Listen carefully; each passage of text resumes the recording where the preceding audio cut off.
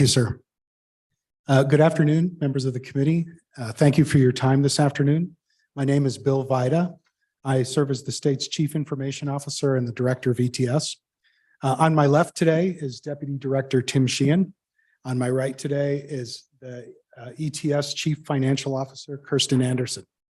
I've also brought and seated behind me are several subject matter experts from my staff, and they'll be available to answer any questions you might have from deliberations today. If there are no objections, I'd like to turn it over at this time to our CFO to begin walking us through our two exception requests. Please and welcome. Thank you. Great, thank you. And good afternoon, Mr. Chairman and members of the committee. My name is Kirsten Anderson. I'm the Chief Financial Officer for the Department of Enterprise Technology Services, and it is my pleasure to present to you our supplemental budget. Please turn to page 11, where you will find our two exception requests totaling $7,794,613. Page 11.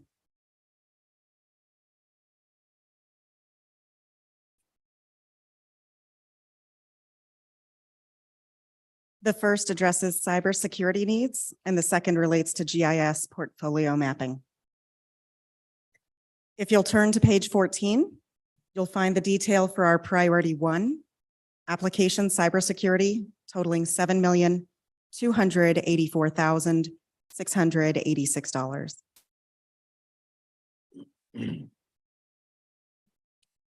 The majority of this request provides for agency application updates to address a number of cybersecurity risks, ensuring the security and integrity of state systems and information assets. Additionally, this request includes funding to improve our firewall logging capabilities, cloud environment logging, and software to assist in integrating these into our Security Information Event and Management System, or SIM for short. The SIM allows us to detect, analyze, and respond to security threats before harming business operations. It collects event log data from a range of sources, identifies activity deviating from the norm with real-time analysis, and alerts ETS staff to take appropriate action. This request also includes funding for an enterprise architect contractor to assist in the development of a statewide enterprise architecture plan. Finally, this request includes training for staff on transport layer security, or TLS, infrastructure and security tools.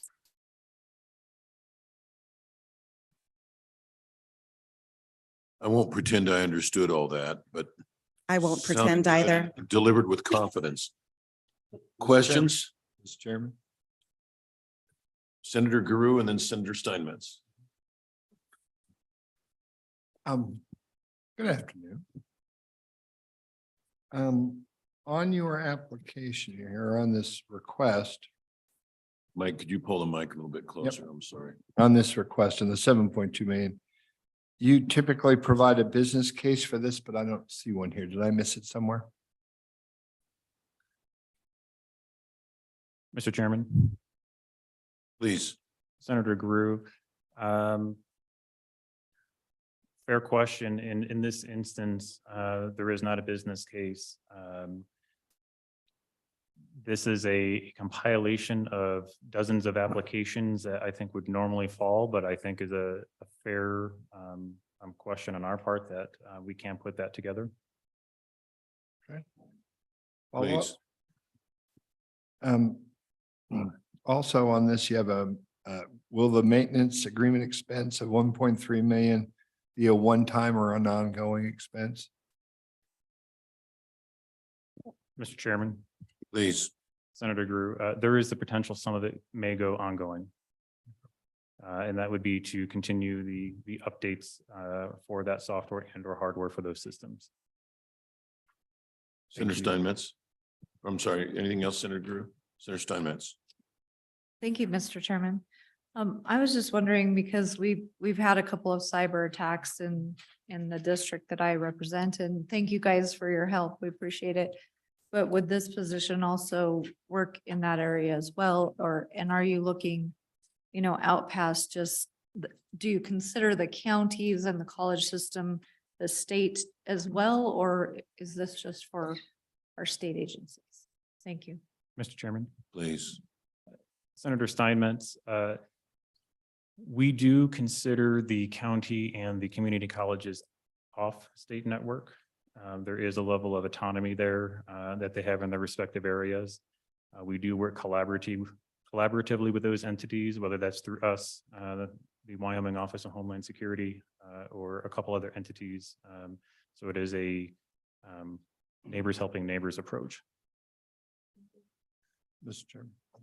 Senator Grew. One last, I'm sorry. Federal funds, ARPA dollars or anything else, do you see anything in this request that might be eligible for any of those funds going forward? Mr. Chairman.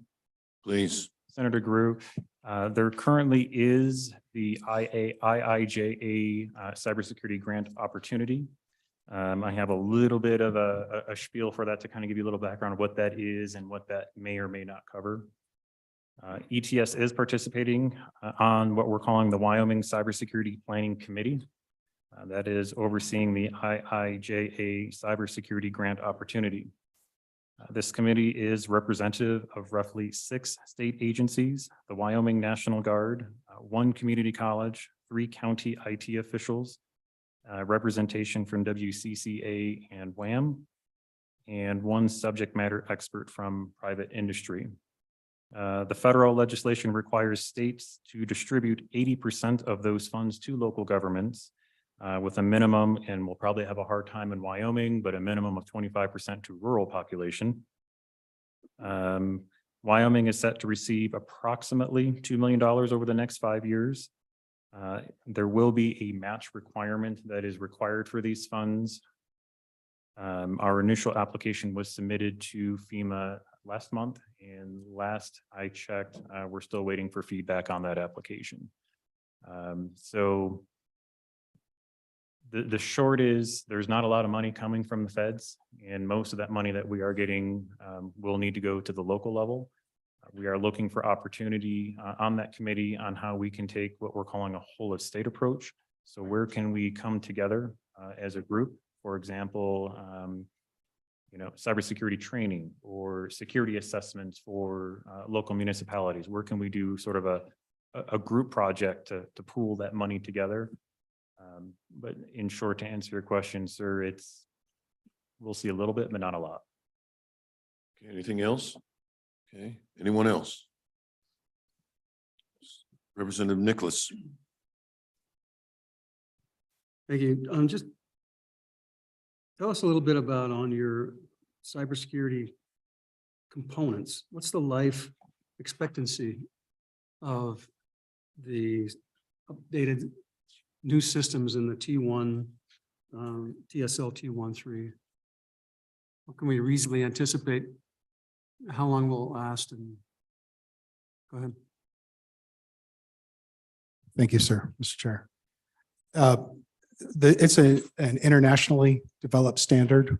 At the interest of not divulging operational sensitivity with our current environment, the standard we're trying to reach would be the one that is commonly used today. Those standards typically last, from a practical standpoint, anywhere from 7 to 10 years.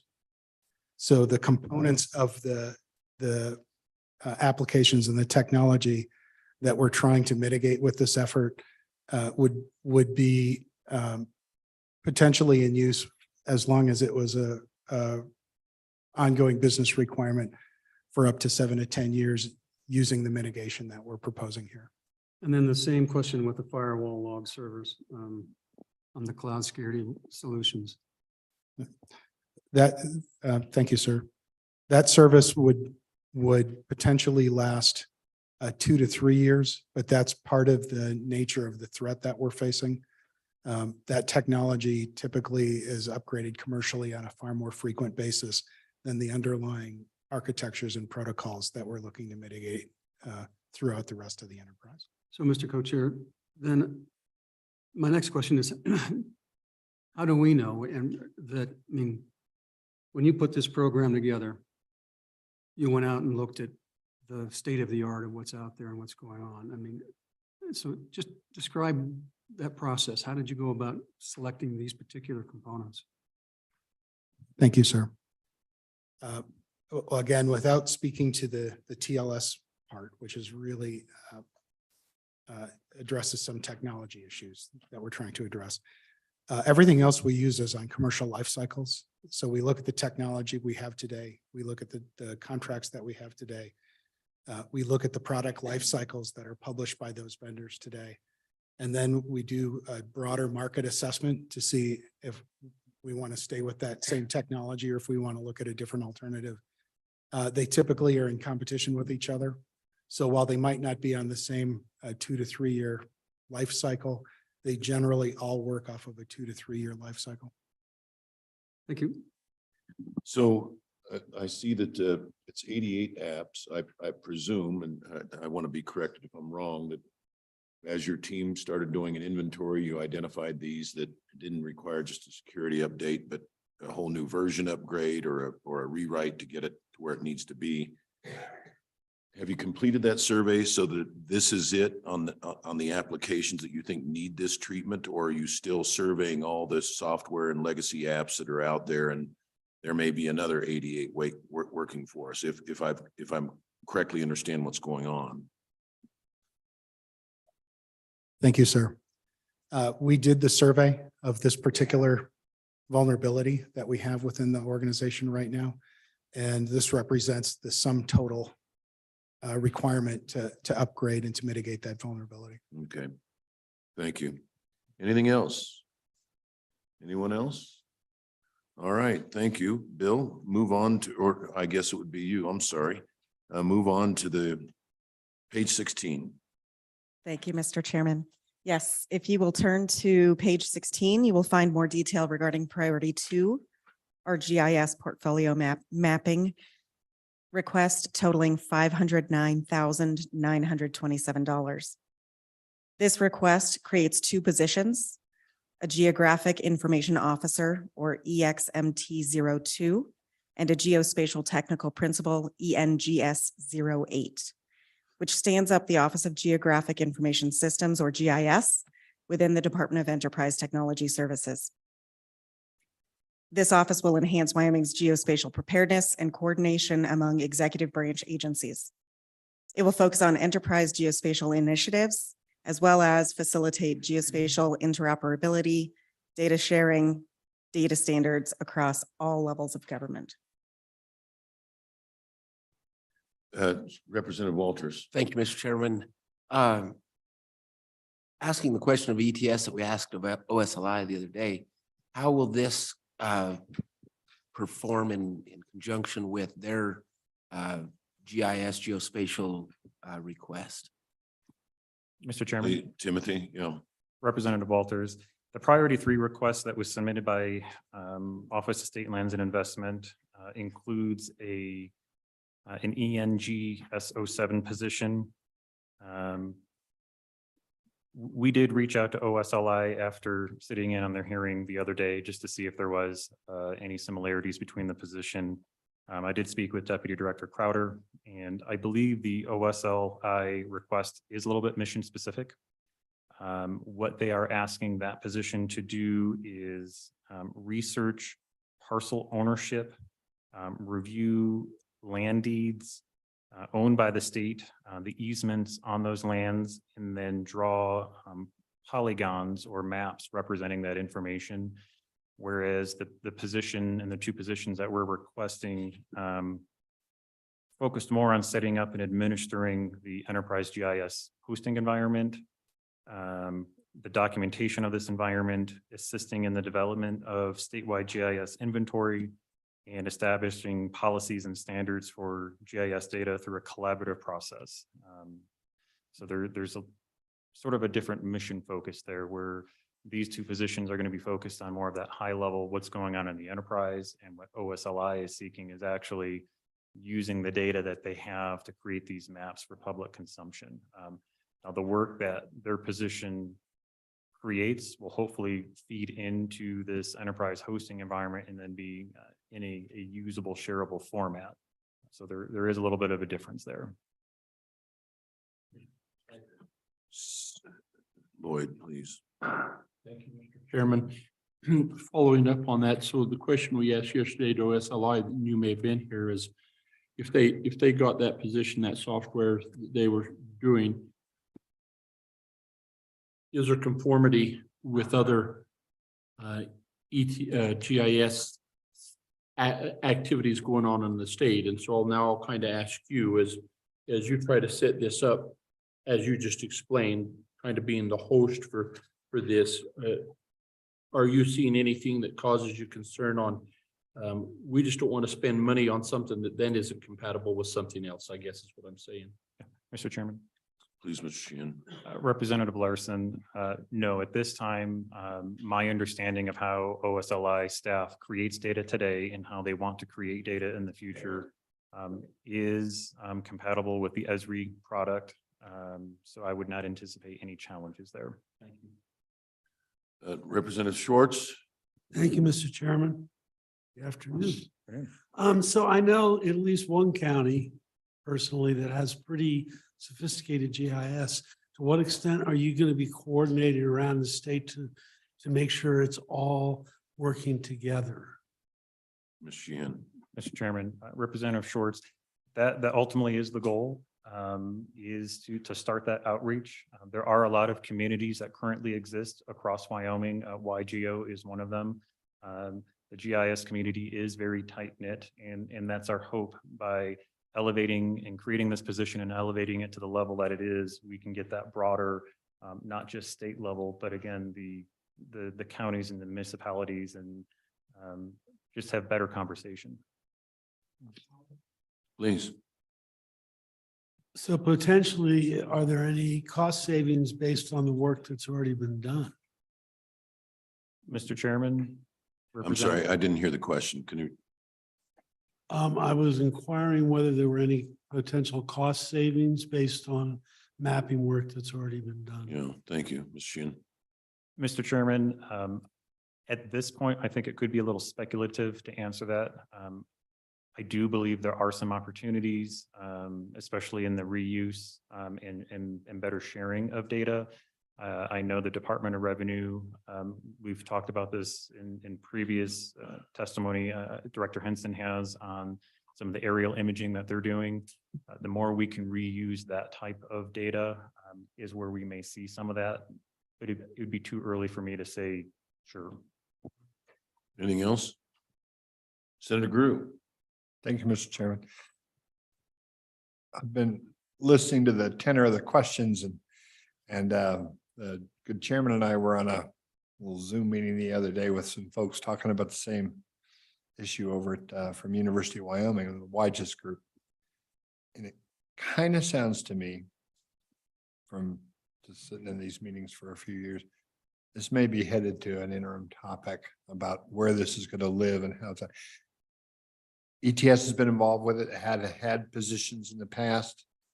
Right now, a little bit less so, but want to get back in. You've got two positions here.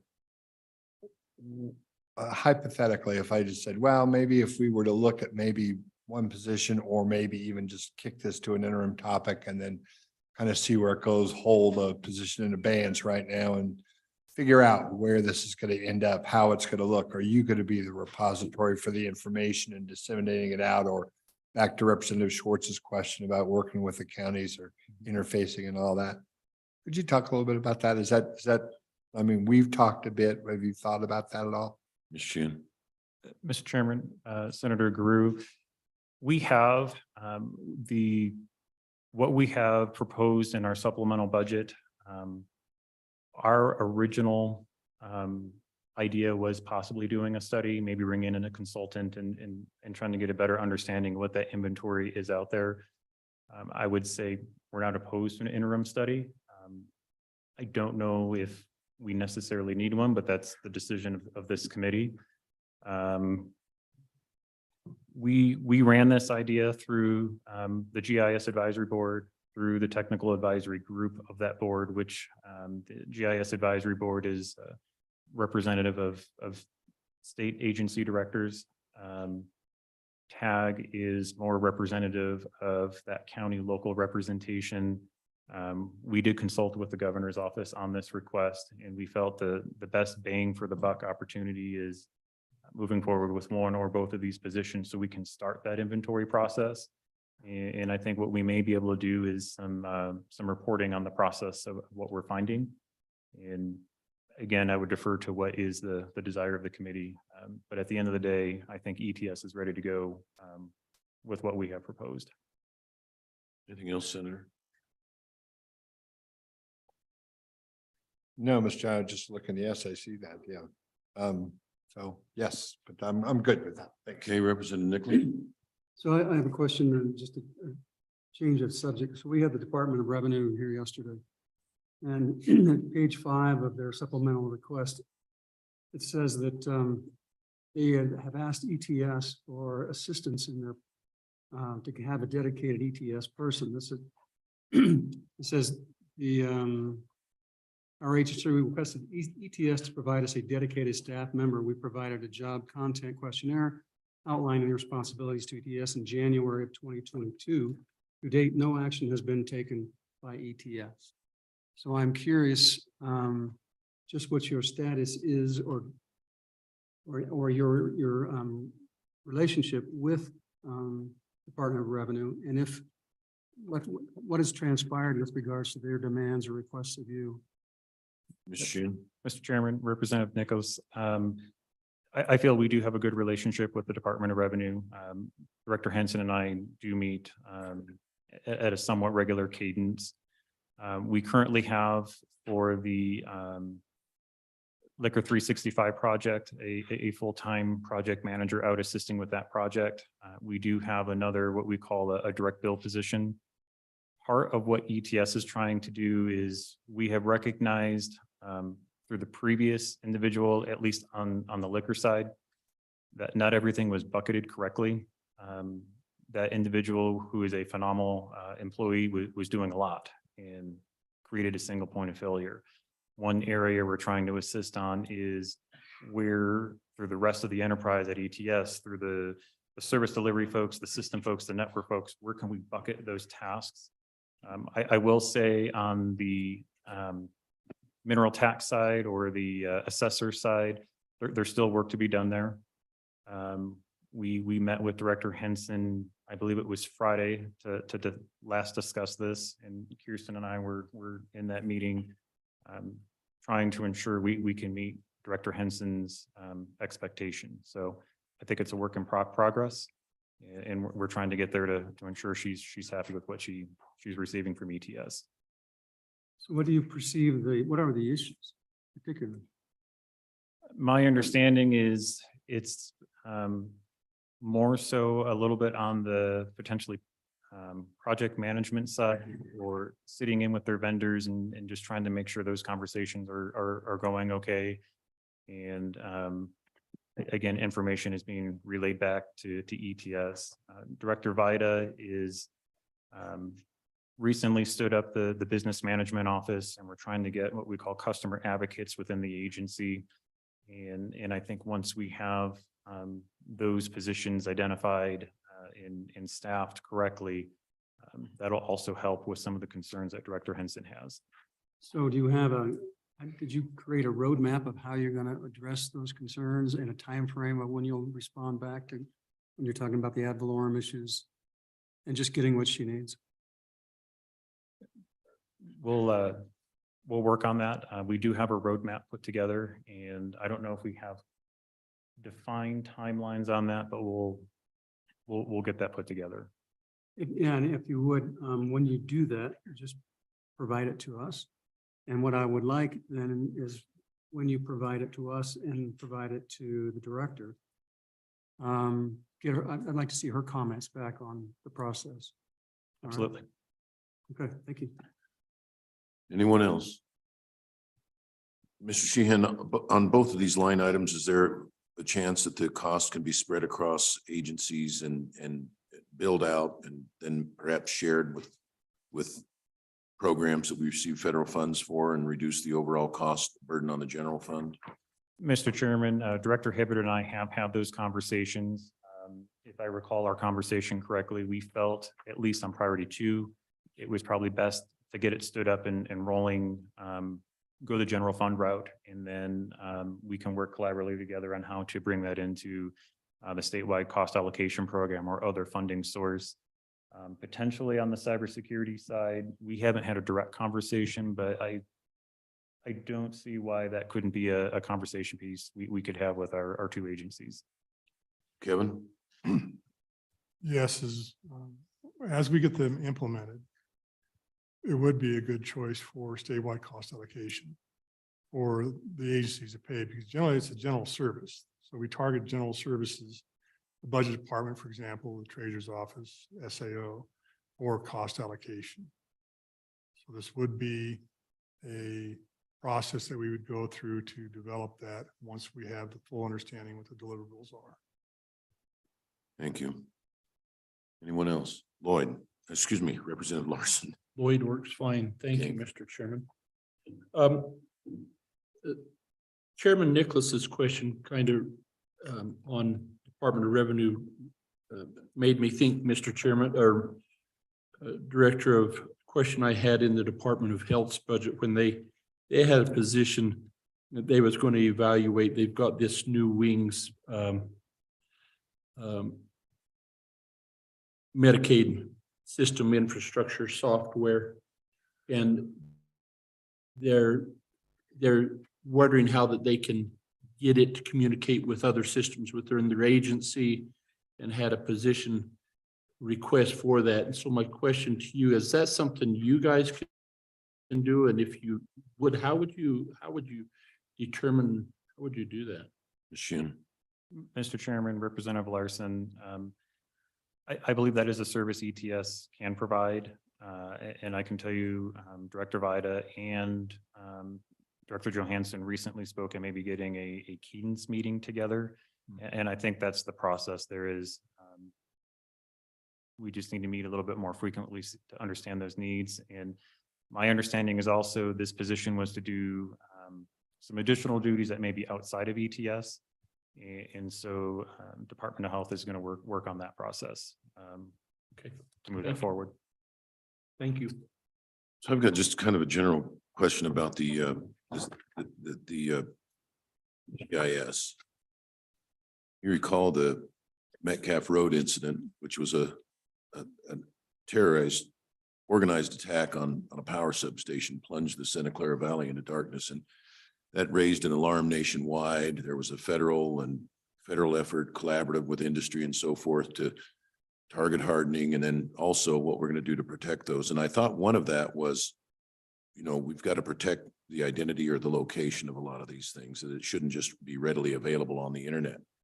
Have they come up with a standard to give you any kind of guidance as to, who should have access to where power substations are and who should not, or who should know where a water processing facility is and who should not, and under what circumstances you could allow that, and what specifically people would have to have limited access to? Thank you, Mr. Chair. Well, that normally wouldn't come directly to our organization. The folks that actually promulgate that guidance at the federal level are the U.S. Department of Energy. It's put through the Department of Homeland Security through their critical infrastructure operations. And then they typically promulgate that down. It would be within Wyoming, probably the Wyoming Office of Homeland Security that would receive that information. And they would be the ones who would then apply it and promulgate it.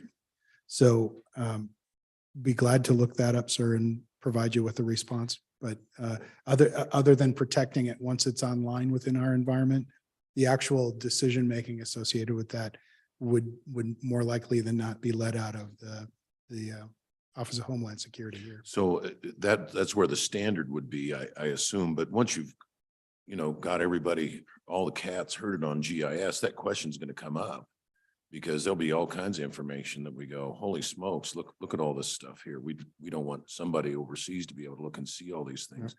I would expect that they'd look to you for guidance on how to protect the information, how to protect those layers, how to, Homeland Security can tell you what the standard is. I don't know that they know how to protect a GIS layer from disclosure. Yeah, well, likely part of the coordination that we would have outside of the state would be with all these offices like the assessor's offices and other places in county and local government that would track that. And our primary role would be to make sure that it's protected, assured, safe, and only accessible by authorized parties. But through our chief data officer, who's sitting here, Drew Dilly, we would be part of the dialogue around the mission and the functional requirements of what they would want to identify as being controlled or protected, and make sure that through that coordination, all the different interests that are using that information are protecting it Okay. appropriately. Thank you. Representative Henderson. Thank you, Mr. Chairman.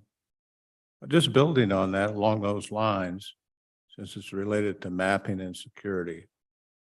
I'm thinking about infrastructure, and I'm wondering, do we have a map or a current understanding of the extent to which, if any, there's foreign ownership of operational or entities that affect Wyoming, within Wyoming? Thank you, Mr. Chair. Thank you, sir. We ETS, OCIO wouldn't be the ones who would hold that for critical infrastructure maps, that would be something that would be coordinated through the Office of Homeland Security. That would include things like pipelines and telecommunications infrastructure, power grids, things like that, water systems. And for foreign ownership, revenue might have something like that because of course, anybody registered to do business here would have to present that kind of information as part of their registration. So it would be, I think collectively as a state, we have those within our data holdings, but it wouldn't be something that we would administer out of OCIO or ETS. Okay, anything else? Just a quick follow-up. Thank you, Mr. Chairman. So along those lines, looking forward prospectively, what agency would you suggest would be best suited to lead on the coordination of all those players in that, in so much as they might be related? Thank you, sir. Mr. Chair, thank you. Please. If I understand your question correctly, sir, the agency that would be responsible for identifying foreign ownership or other kind of external things, in my view, I think right now revenue as the helm is the appropriate place to go for business entity related information or for the kind of things that would deal with financial ownership or other type of ownership issues along with that. There are some things that are starting to bring attention to state government everywhere, whatever state it might be, on how we acquire foreign technology and if we use that in the infrastructure. And that actually is being led at the federal level out of the Director of National Intelligence's office. It's looked at as a global supply chain issue. At this point, I don't believe we have anything similar within the state of Wyoming. So the ability to go out and do analysis on foreign supply chains and to be able to drive some knowledge of ownership down to a level that we could act on right now is something that I know all 50 states are grappling with. Anything else, Representative Henderson? Did you have a follow-on? Well, I just summarizing that. Sounds like we'd have to start from scratch. Thank you, Mr. Chairman. Mr. Chairman, if it's done at the federal level and it involves technology, and we're talking about cybersecurity among other things related to Wyoming and what goes on in our state in terms of security, obviously, but other things, we need to identify perhaps who in the state ought to be the lead agency on overseeing that area. Wouldn't you agree? Please. Thank you, Mr. Chair. Thank you, sir. Well, I agree. I think that we need to have a focus on that issue. As the world gets more complicated, it's very difficult for 50 states to go out and redo the work that the federal government is doing that is actually part of the lifeblood of companies that do business on a global basis. And also I think there's a fair amount of peril in the environment as well, lacking stronger framework from the federal government on down about how those decisions are made. It leaves organizations like Wyoming open to a lot of potential litigation because it has been challenged already in court. What is the basis of judgment of trying to ban technology that might be commercially available, but might not be in the interest of a state to implement? So if I had to describe the field for state governments, I would describe it as very nascent. At the federal level, the person who's responsible for this has only really been in that role for about 2 years. And so I think at some point we'll certainly have to focus on that. I think within the cybersecurity space for IT components or for data assurance, I know that we within the OCIO and ETS view that as our responsibility. But supply chain applies to a lot more than just ITS. It can apply to automobiles. It can apply to building systems, all kinds of things. So I think there's some work yet to be done to kind of flesh out that whole area. Anything else? Representative Stith? Mr. Chairman, Director Vida, I have a question about your whole of state approach when it comes to cybersecurity. You mentioned responding and consulting with local cities, counties, and towns. So how does that work if a municipality calls you up and says, hey, we're concerned about our IT department. We think we may have vulnerabilities. What's the scope of what your department does in response to a request if a city makes one to have support or audit of their cybersecurity situation? Mr. Chair. Please. Thank you, sir. Why don't I take we'll do two-prong. I'll give you kind of a high level and I'll switch it over to Tim. Of course, we can't compel anybody and we don't want to compel anybody to work with us. So it's a collaborative relationship. And depending on how the county or how the city are actually receiving their IT support, it could be multiple different entities that we would be working with to respond. So we respond to requests that come in from the locals through the CARES team, and Tim will get into that discussion in a minute. Once we have a legitimate request, we start trying to figure out who and how we engage. And it can be complicated if the organization has contracted out all of their IT support, for example, to a third-party commercial service provider.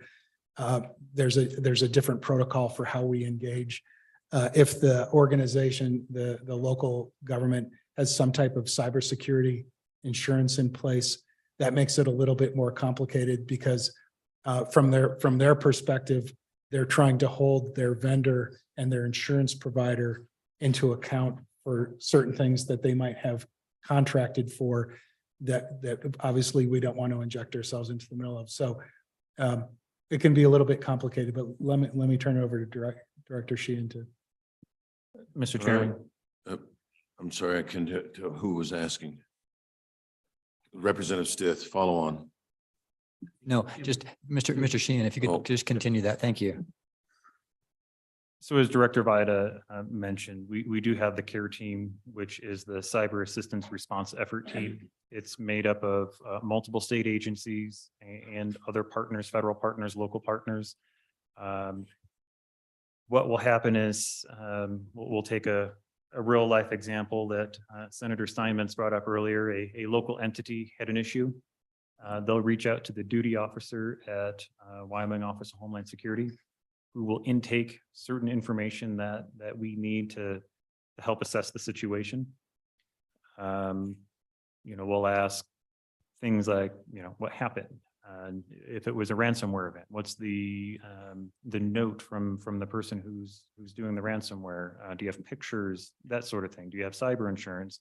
And as Director Vida alluded to, cyber insurance can complicate things as the insurance provider is more concerned about their bottom line than necessarily taking care of the victim in this instance. So through that care team, that information comes in, email chains or a meeting will get set up. We'll reach out to some of our partners if we have some of that information, get some intelligence background, and then we'll meet with the affected entity. And really, as Director Vita said, we need them what do they need? And then we'll see what resources we can throw at them. In the instance of a local government, they needed people, hardware, and firewalls. And so we thankfully had a little bit extra of those and sent that to help them out. But we need that entity to tell us what they need, not just kind of wave their hands and saying, I need help. It's, a sort of a coordinated response effort. Mr. Chairman, just a short follow on.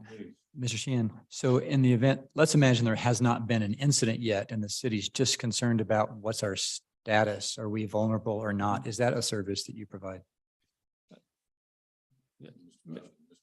Mr. Chairman, Representative Stith, it is, and through the WOS and the care team, there are opportunities there. And then we also collaborate with the CISA agency within DHS. So that's the Cyber Infrastructure Support Agency. They also provide some assessments that can be provided for local government. So again, it just comes down to we kind of all work in a good circle, and we're there to provide the right resource when the entity asks. Okay, was there somebody else that had an inquiry? Did I miss? No? All right, well, 55 minutes behind, we can proceed to consideration of the ETS legislation. So if you folks would care to step back with me here, who's our attorney that's handling the bill?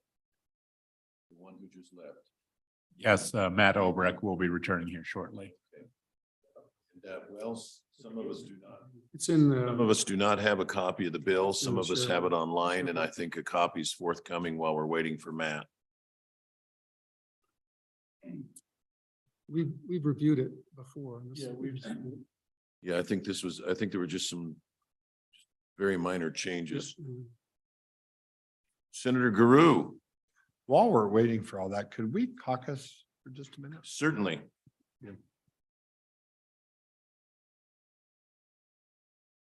So, I mean, we can caucus too, and then together we'll be cockeye.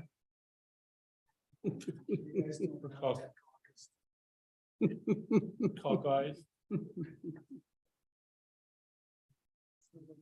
That's asking.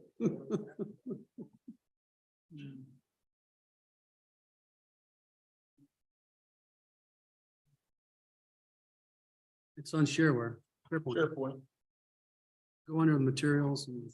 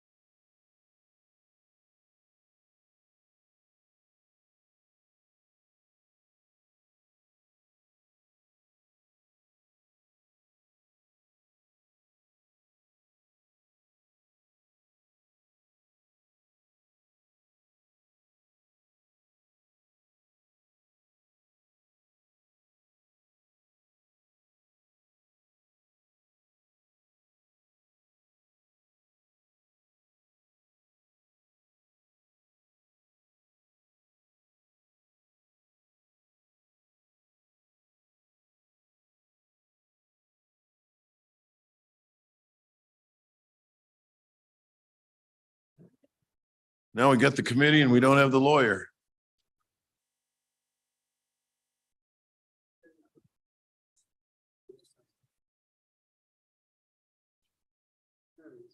There we go. All those in favor of the bill, say aye.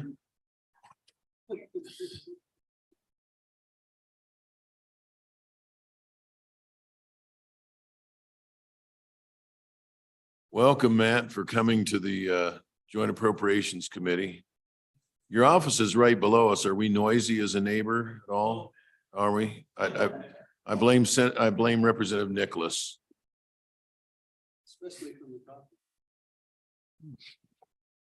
So we have 23 LSO 0388. Nope, wrong one. Do we have a copy of the bill distributed yet?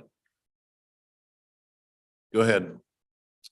All right, Mr. Chairman, you saw an earlier version of this bill draft at the October meeting, asked me to make some changes to it and include authorizations for personnel and an appropriation. And those were incorporated into this version 7 of 23 LSO 309 with the catch title of ETS amendments. Briefly, the bill creates the divisions of information security within ETS and also geographic information system division within ETS, creates the state chief information security officer who's in charge of the cybersecurity division, and creates the chief GIS officer who's also in charge of the GIS division. Provides duties for each of those divisions in assisting agencies to comply with their cybersecurity or GIS mandates. Mr. Chairman, there was some confusion in an earlier bill draft when discussing roles of the agency and sufficient personnel. That's clarified on page 6 is one area, line 4 and 5 of the bill draft. And the duty of the cybersecurity division is to ensure that sufficient agency personnel are available to assist other state agencies in complying with the requirements of this subchapter. And Mr. Chairman, maybe I'll skip back to page 5 on the bottom. The committee asked for the ability for the cybersecurity division to perform information security audits and assessments of other state agencies. And that is on line 20 and 21 on page 5. Mr. Chairman, also included in this draft are reports from the cybersecurity division, the state chief information security officer, to the governor. And then you asked for the appropriations committee to receive another report, and also the management audit committee.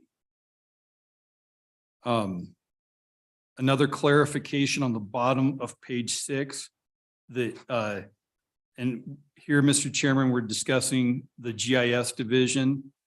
And I noticed this when I was reading through it. I noticed it earlier and I didn't make the change, but the division shall possess the mission and resources to assist in ensuring other state agencies' compliance. And really, it shouldn't be with information security policies. I think it should be with geographical information system policies. I think that's a typo on my part there. Thank you. Yeah. Yep. On line 22, Mr. Chairman, on the bottom of page 6. And I've noted that on my version of the bill.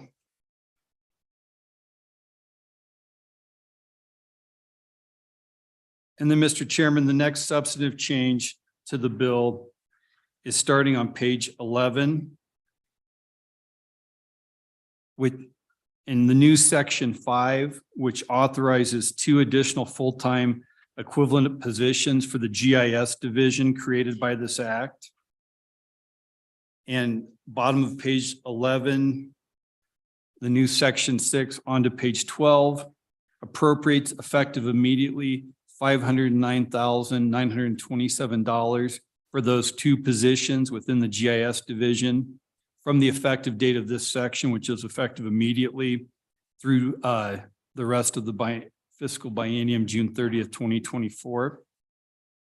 And section 6B, Mr. Chairman, states it is the intent of the legislature that the standard budget for all purposes of this act, so for the cybersecurity division and the GIS division, that the standard budget request will be $737,622. And that both those numbers, the numbers for the positions effective immediately and this new standard budget request come from ETS's budget submissions.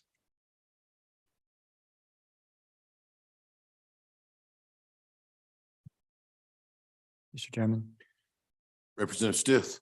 Mr. Obrecht, I think you probably just said this, but in addition to the two GIS positions, this bill also creates a full-time equivalent position for the chief's cybersecurity information officer. Is that correct? Yep.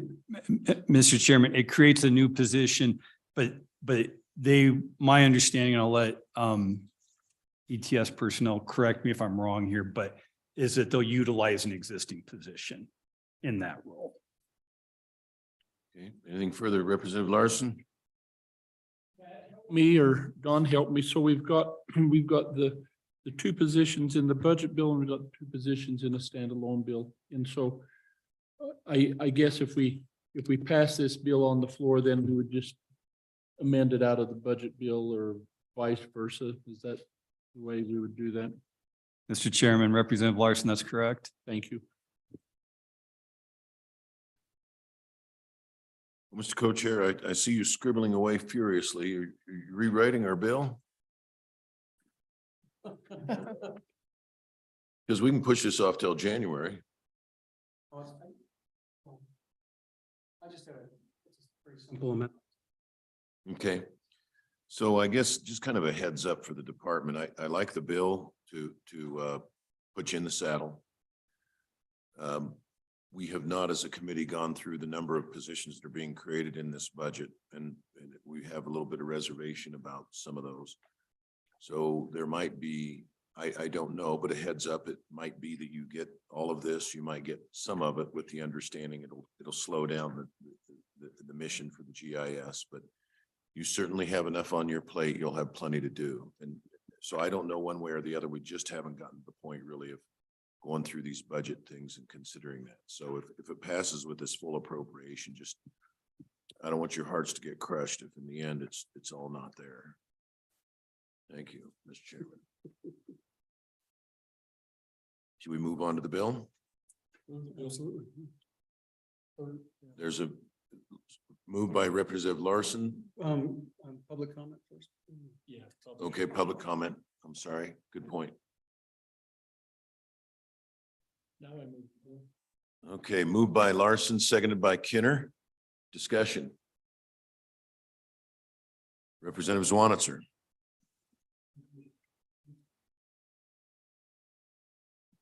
Thank you, Mr. Chairman. Matt, could we go to page 4? At the top of page 4, number C. I just want to make sure I understand who's in charge of the process. Can either side decide not to do it?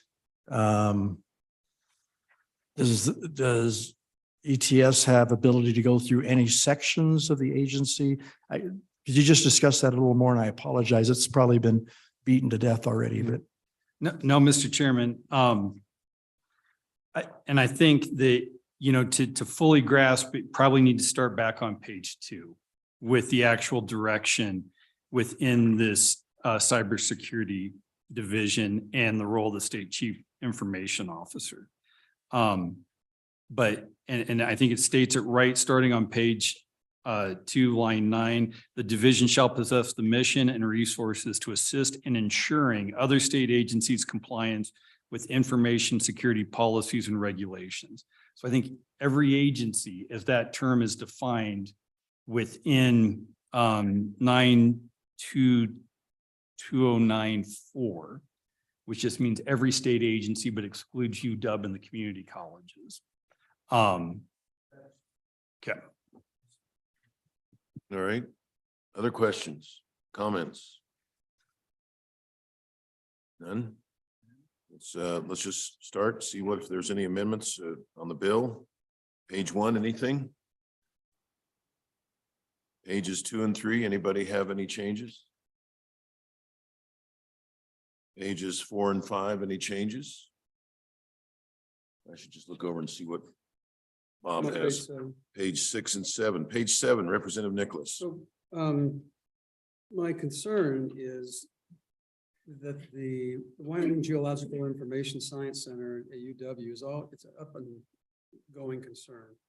They probably, I'm understood that they already have standards and guidelines to try to maintain consistency and quality of the data and uniformity of it. And so in a sense, what I don't want to do is appear to be trying to jump in front of all the work they already have and have some new division chief come in and say, well, this is the way we want to do it. And so what I like to do, Matt, is there on sub Romanet 2, just say that in collaboration with the Wyoming Geological Information Science Center, create and adopt geospatial data standards so that it is a conjoined responsibility and that everyone's on the same playing field. That makes sense? Give it to me one more time, Bob. It's Why don't you read on, it it's back? on line 9, Romanet 2. Mr. Chairman, let's see if I can read my shorthand here. So on page 7, line 9, in Romanet 2, we'll read in collaboration with the Wyoming Geographic Information Science Center at the University of Wyoming, create and adopt geospatial data standards, guidelines, and procedures to ensure consistency and quality of such data. Correct. That's the amendment. Okay. Discussion. Discussion. Hearing none. All those in favor of the amendment signify by saying aye. Opposed, no. Motion carries. Mr. Chairman, Anything else on page 7? Mr. Chairman, Yes, Representative Walters. thank you, Mr. Chairman. Going back to page 6 on line 11, one of the reports goes to management audit. This Joint Appropriations Committee is really the new home committee for ETS. Do we really need it to go to management audit and JAC, or would just JAC be okay? So my amendment would be to remove management audit. Second. Moved and seconded. Discussion. Discussion. Hearing none. All those in favor signify by saying aye. Aye. Opposed, no. Motion carries. Whoop. I'm sorry. We can, okay. So now we're back on page 7, unless there's anything else on 6. Okay, pages 8 and 9, anything? Okay, pages 10 and 11, anything? Page 12, 13, anyone? All right, the bill as amended. Further discussion. So I want to go back to our discussions about the funding of this agency and how it cross-pollinates with the supplemental request. And just, can we get an explanation of that, or has that been done yet? Mr. Chairman, they are duplicative. So the last request in their budget, in fact, this one probably provides for a little bit more direction as to the creation of their supplement or their 25-26 biennial budget. And so if that stays in the budget, we need to be in the event that this bill does not pass. Yes. So we can just make a note of that, so we have that in. Okay. Thank you. Anything else? Call the roll. Mr. Chairman, members of the committee, the motion is on 23 LSO 0309, working draft 0.7 as amended. Representative Kinner. Aye. Representative Larson. Aye. Representative Schwartz. Representative Simpson. Excused. Representative Stiff.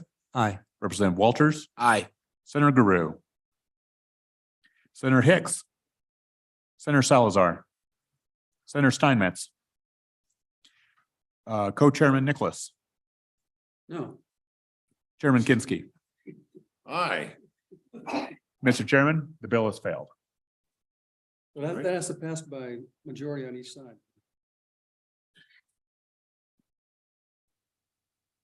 Mr. Chairman, So, yep, Senator Hicks. just like a little explanation of my vote. I really do like the cybersecurity. I wish these would have been two separate bills. And as somebody that uses in my job GIS information and work with a number of the agencies that do, I just haven't had a lot of people clamoring with me, telling me that we need to set up a whole new office of GIS in the state of Wyoming. I'm not saying it's not needed. I'm just not hearing it at this point in time. Cybersecurity, absolutely. So it was the cybersecurity I supported. It's just the GIS component. I still have some questions of the need at this point in time. Thank you. All right, Mr. Chairman? thank you. Mr. Chairman. Oh, you want another vote explanation, please, Representative Walter? Mr. Chairman, I would just suggest the good senator as reconsider the vote and we can just amend out the GIS portion and do the cybersecurity. We're still an interim committee here. You know, we have plenty of time to work and this isn't headed to the floor this afternoon. So let's take advantage of our time and create what you're looking for, Senator.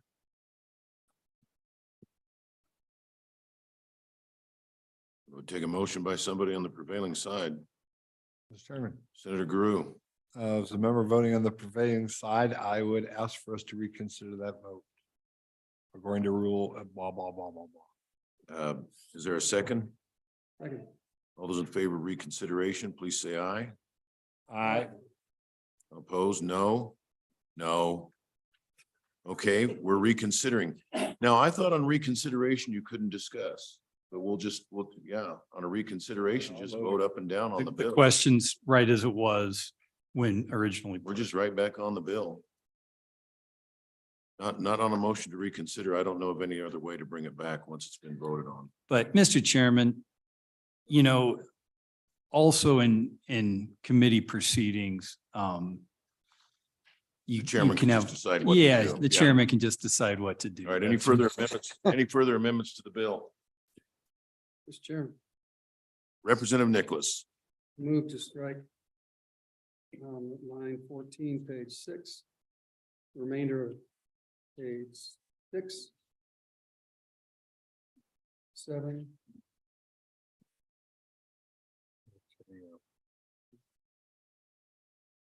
That's the first motion. Second. Okay, moved in second discussion. Representative Larson.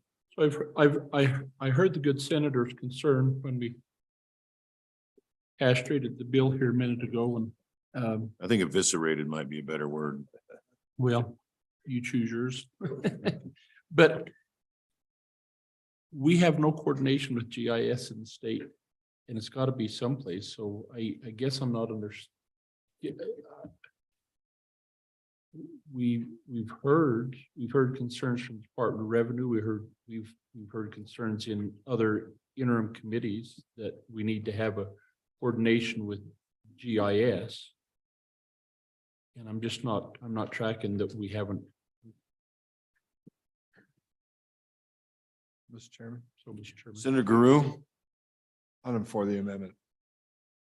I too share, I'm with you, but what concerns me is if we put this in bill form and it goes to the floor and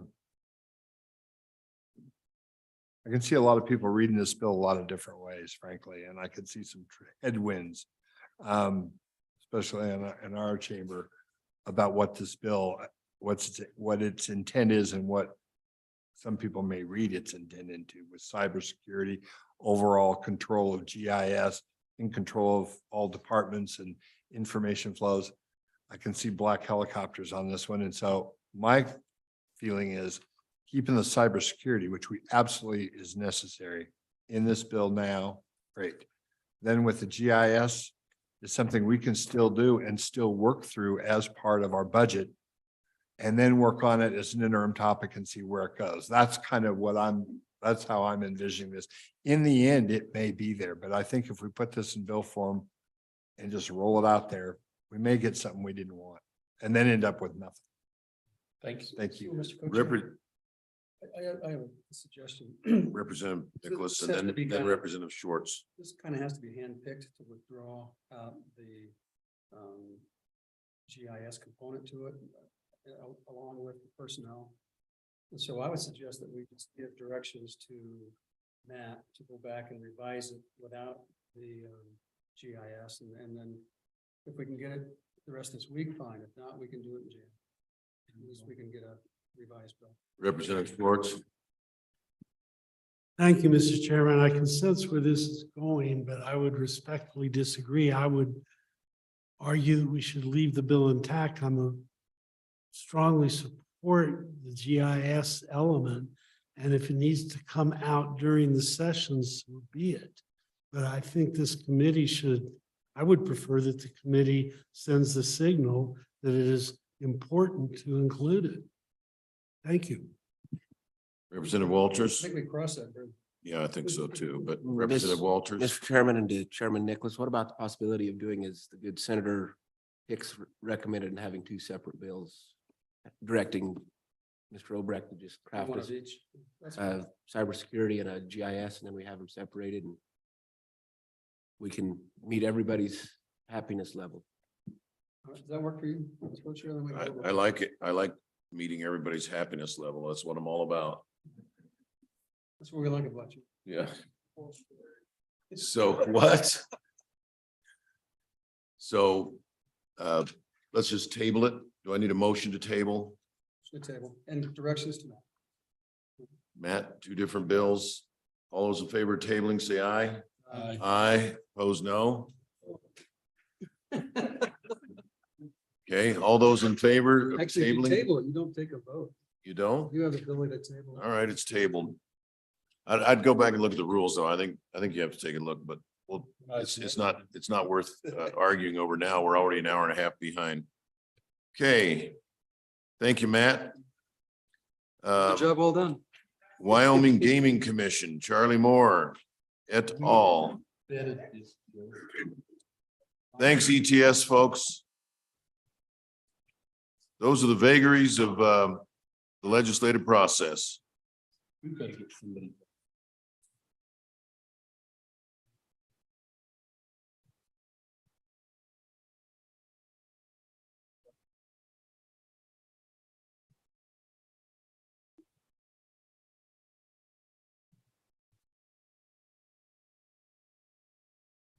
Hey, agency 080.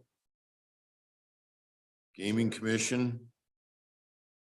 Charlie, welcome. And you can see time is tight, so we do want to make sure we do justice to your supplemental recommendations. Give us a brief intro and let's get right down to work.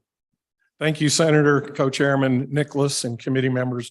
I appreciate you having me here today. And I like the whole attitude of everybody trying to make everybody happy. So thank you for that, Co-Chairman Kinski. My name is Charlie Moore. I'm the director of the Wyoming Gaming Commission. With me today, I have in person Roy Horsley, CFO for the Gaming Commission. And then also attending via Zoom, I have President Bob Davis, Special Agent Nick Laramendi, and Project Manager David Carpenter joining us via Zoom. If I can just do a real quick overview and then hope I can talk fast and catch up for you, I think, if you don't mind. Senator? Please. Thank you.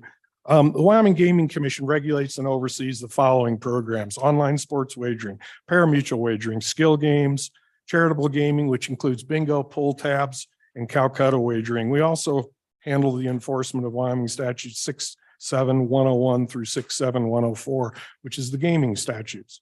And also we have the Wyoming Breeders' Award Fund, which is on track to pay out over $4 million at the end of this year.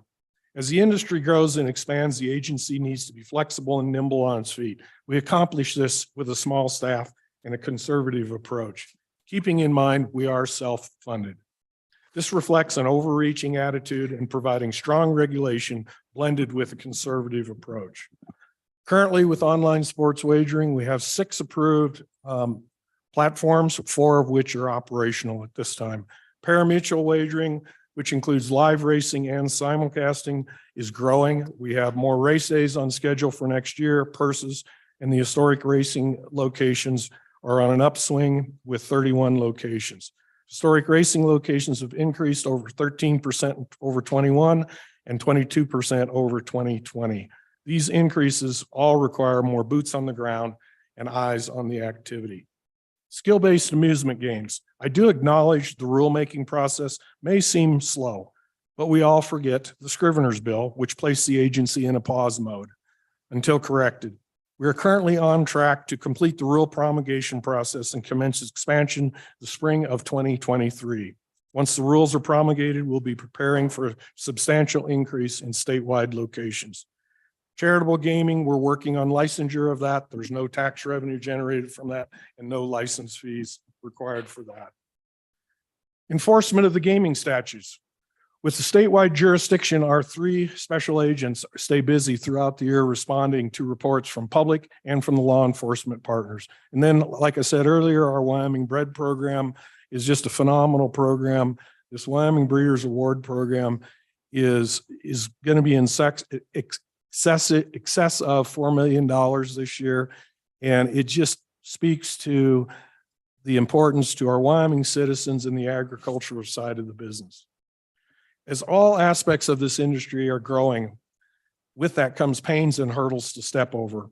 We continue to stay focused on the primary mission, which is the protection of the wagering public. The facts remain that the industry is expanding on all fronts, spanning over 97,000 square miles. The enforcement duties are monumental. The Commission will continue to utilize a transparent and conservative approach to implementation of all programs. However, we cannot continue to monitor the basic programs, much less expanded gaming and racing in Wyoming with additional staffing. I do have, if you'd like me to, committee members, I do have a map of the state of Wyoming that does show a visual. If you have time for that, we could have that up. Mr. Laramendi could put that up, or if you'd prefer me just to move on. You have not seen the map? You have, okay. So you'd like us to move on. Thank you, sir. What I wanted to ask is if you can step through the 4 new positions. Yep. The other 2 are related to expenses for those positions. And I'd ask committee members to hold their questions till we get through the 4 positions, because I'm sure there will be a commonality on every inquiry we have.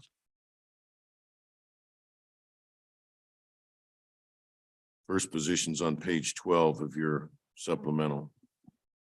Yes, thank you, Co-Chairman. On page 9, you see the summary of our positions. We do have 6 priorities. Excuse me. Okay. Well, he's going to the summary table first. It's the summary table at this point. So we do have those positions listed in the summary table. They're not necessarily placed in there in the order of importance. They're all equally as important.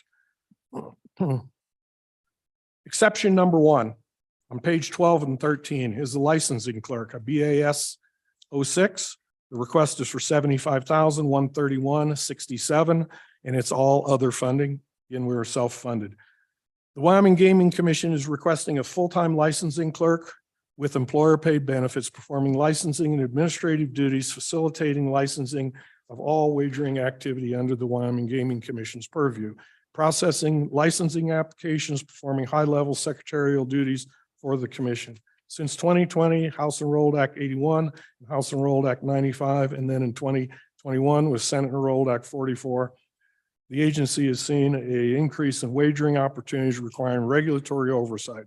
As the industry expands, we are in need of additional staffing. Currently, we're licensing over 3,000 applicants each year, of which all require fingerprinting and have their criminal history run. Pursuant to 67101A, Roman numeral at 3, D, I through F requires bingo and pull tabs and Calcutta wagering, which is the charitable licensing. And we have over 7,000 tax exempt nonprofits in the state. Additionally, the position requires database interaction, attention to detail, strong communication. The governor had recommended approval as submitted, and he further recommends this to be biennialized for the budget fiscal year 2025. Thank you. Moving on to priority number 2, that is on page 14. It's a senior inspector, an IN 09, requesting $101,089.49, and that's all other funds. Again, we are self-funded. The Wyoming Gaming Commission is requesting a full-time senior inspector with employer-paid benefits, senior inspector specialist, performs inspections statewide as a compliance inspector, overseeing over 32 off-track wagering locations, over 1,400 skill-based amusement game locations, and over 750 participants in the Wyoming Breeders' Award Fund. Since 2020, with House Enrolled Act 81 and House Enrolled Act 95, and then in 2021 with Senate Enrolled Act 44 and House Enrolled Act 95, there's been a clear expansion of duties, but more importantly, an increase in wagering opportunities requiring regulatory oversight. Considering the expansion of race days and skill-based amusement games statewide that will be happening this spring, the agency is in need of additional employees. A senior inspector has several duties which include but not limited to off-track wagering, which is just under $1 billion wagered annually, skill-based amusement games, over $90 million wagered annually, online sports wagering, over $32 million wagered, and the Wyoming Breeders' Award Fund, over $1 million wagered. Excuse me, committee members. Considering the expansion of race days and skill-based amusement games statewide, the agency is in need of those additional employees. This request is also mirrored in priority number 4. We need 2 additional individuals for those positions. What we are envisioning with these positions is potentially placing those would not necessarily be Casper-based employees. We would potentially have one that would be based here in Cheyenne and then one over on the other side of the state, over Uinta County, down in that area to handle it. And so we would be able to reduce our travel and a lot of that. Priority number 3, if I may go on. Please. Thank you. Priority number 3 on page 15 is a sworn peace officer, a PSC 109. The request is for $104,954.37, and it's all other funds. And again, as I'd stated prior, we are a self-funded agency. The Wyoming Gaming Commission is requiring a full-time peace officer to join our other 3 peace officers with full paid benefits. A qualified individual will be specialized team of will join a specialized team of sworn peace officers and inspectors dedicated to protecting the people of the state of Wyoming. The purpose of this position is to investigate and enforce all of Wyoming statutes, Title 6, Chapter 7, and then also Title 11, Chapter 25, and Title 9, Chapter 24. The statutes associated with skill-based amusement game, parimutuel wagering, online sports wagering, all have criminal penalties requiring sworn peace officers to investigate and assist the prosecution. The Wyoming Gaming Commission also is tasked with investigating and assisting in criminal prosecution statewide of all illegal gaming violations. Again, as stated above, the position will focus on investigations and assisting in cybersecurity and online fraud and investigations. As the industry grows, so must the agency. It is expected in 23 to have an increase in race days, off-track wagering locations, and as already stated, skill-based amusement games. The governor did recommend approval of this as submitted and further recommends it be biennialized for budget fiscal year 2025. Moving on to priority number 4, that's on page 16. Again, we've already gone through the senior inspector, so we'll pass that one. Priority 5 on page 17, computer equipment. This is the support equipment that we need for the licensing clerk, for the 2 inspectors and the sworn peace officer. And again, the governor has recommended approval of this as submitted in a one-time request. And then finally, priority 6 on page 18. This would be for all of those support positions to support them, their cell phones, desk phones, and in all of that. The governor did recommend approval as submitted, and he further recommends it to be biennialized for budget fiscal year 2025. And those conclude my exceptions. Thank you. Questions from the panel? Representative Larson, then Representative Walters. Thank you. Director Moore, when in your narrative, when you say employer paid benefits, is that 100% on everything, or is it typical of other state agencies where they're paying their premium, their health insurance premium and their share of the retirement. I just want to make sure I'm understanding that correctly. Chairman Kinsky, Representative Larson, this is typical of all state agencies. Yes. Thank you. Representative Walters, you were next. Thank you, Mr. Chairman. A series of questions, starting out on page 9 with we'll just go there because it's a good summary. You said those are the exception requests, obviously, but they were not necessarily in a priority order because they're all important to you. Well, you don't get them all. Now put them in a priority order. Truthfully, that's the question, is which one is the highest priority, or are they in that order? Senator Kinsky, Representative Walters, thank you for that. They are potentially prioritized. But again, as I say, they're all important to us. We need them all. Obviously, priority 6. If we don't have priority 6, then we don't have telephones for our investigators in priority 2, 3, so on and so forth. But as far as the positions are, you could consider those as our priorities. Thank Follow you. on. The next question is in relation to the licensing clerk. Thank you, Mr. Chairman. And in your narrative, you say 3,000 applications a year that are required to be fingerprinted in criminal history. In October, we had a great discussion with you and your agency regarding adding more people for fingerprinting and background checks. And at that time, you and your office testified that you'd handle them within and it was no big deal and not a problem. And now we're here asking for a new position to handle these issues with just the existing, because a lot of the things we were going to add on did not get added on. So I'm struggling to reconcile how it wasn't a big issue to add more, but now that you're just doing the status quo, you do need more. Mr. Moore. Senator or Co-Chairman Kinsky, Representative Walters, in part, that is absolutely correct what you just said. What we have currently that is handling those duties is we're utilizing a TPO1 position. That's a temporary position. That position will term out and we'll have to separate that position, I think in July or August from it. And we utilize that position primarily during the summertime at the live racetracks when we have to have somebody at the race meets on the grounds there. So this would come back, fill our in-office. This individual, once it would be approved, authorized by you all, would potentially move into that position as a full-time, and then we would take that TPO1 position, which is currently doing those duties, and that person would be back to like we've been doing for years during the summertime. Did that answer your question? Representative Walters, follow on. Answers that one. I have a series of these informational here. Senior inspectors, you're requesting 2. How many inspectors do you currently have? Doing that kind of work? Chairman Kinsky, Representative Walters, currently we do not have an inspector on staff.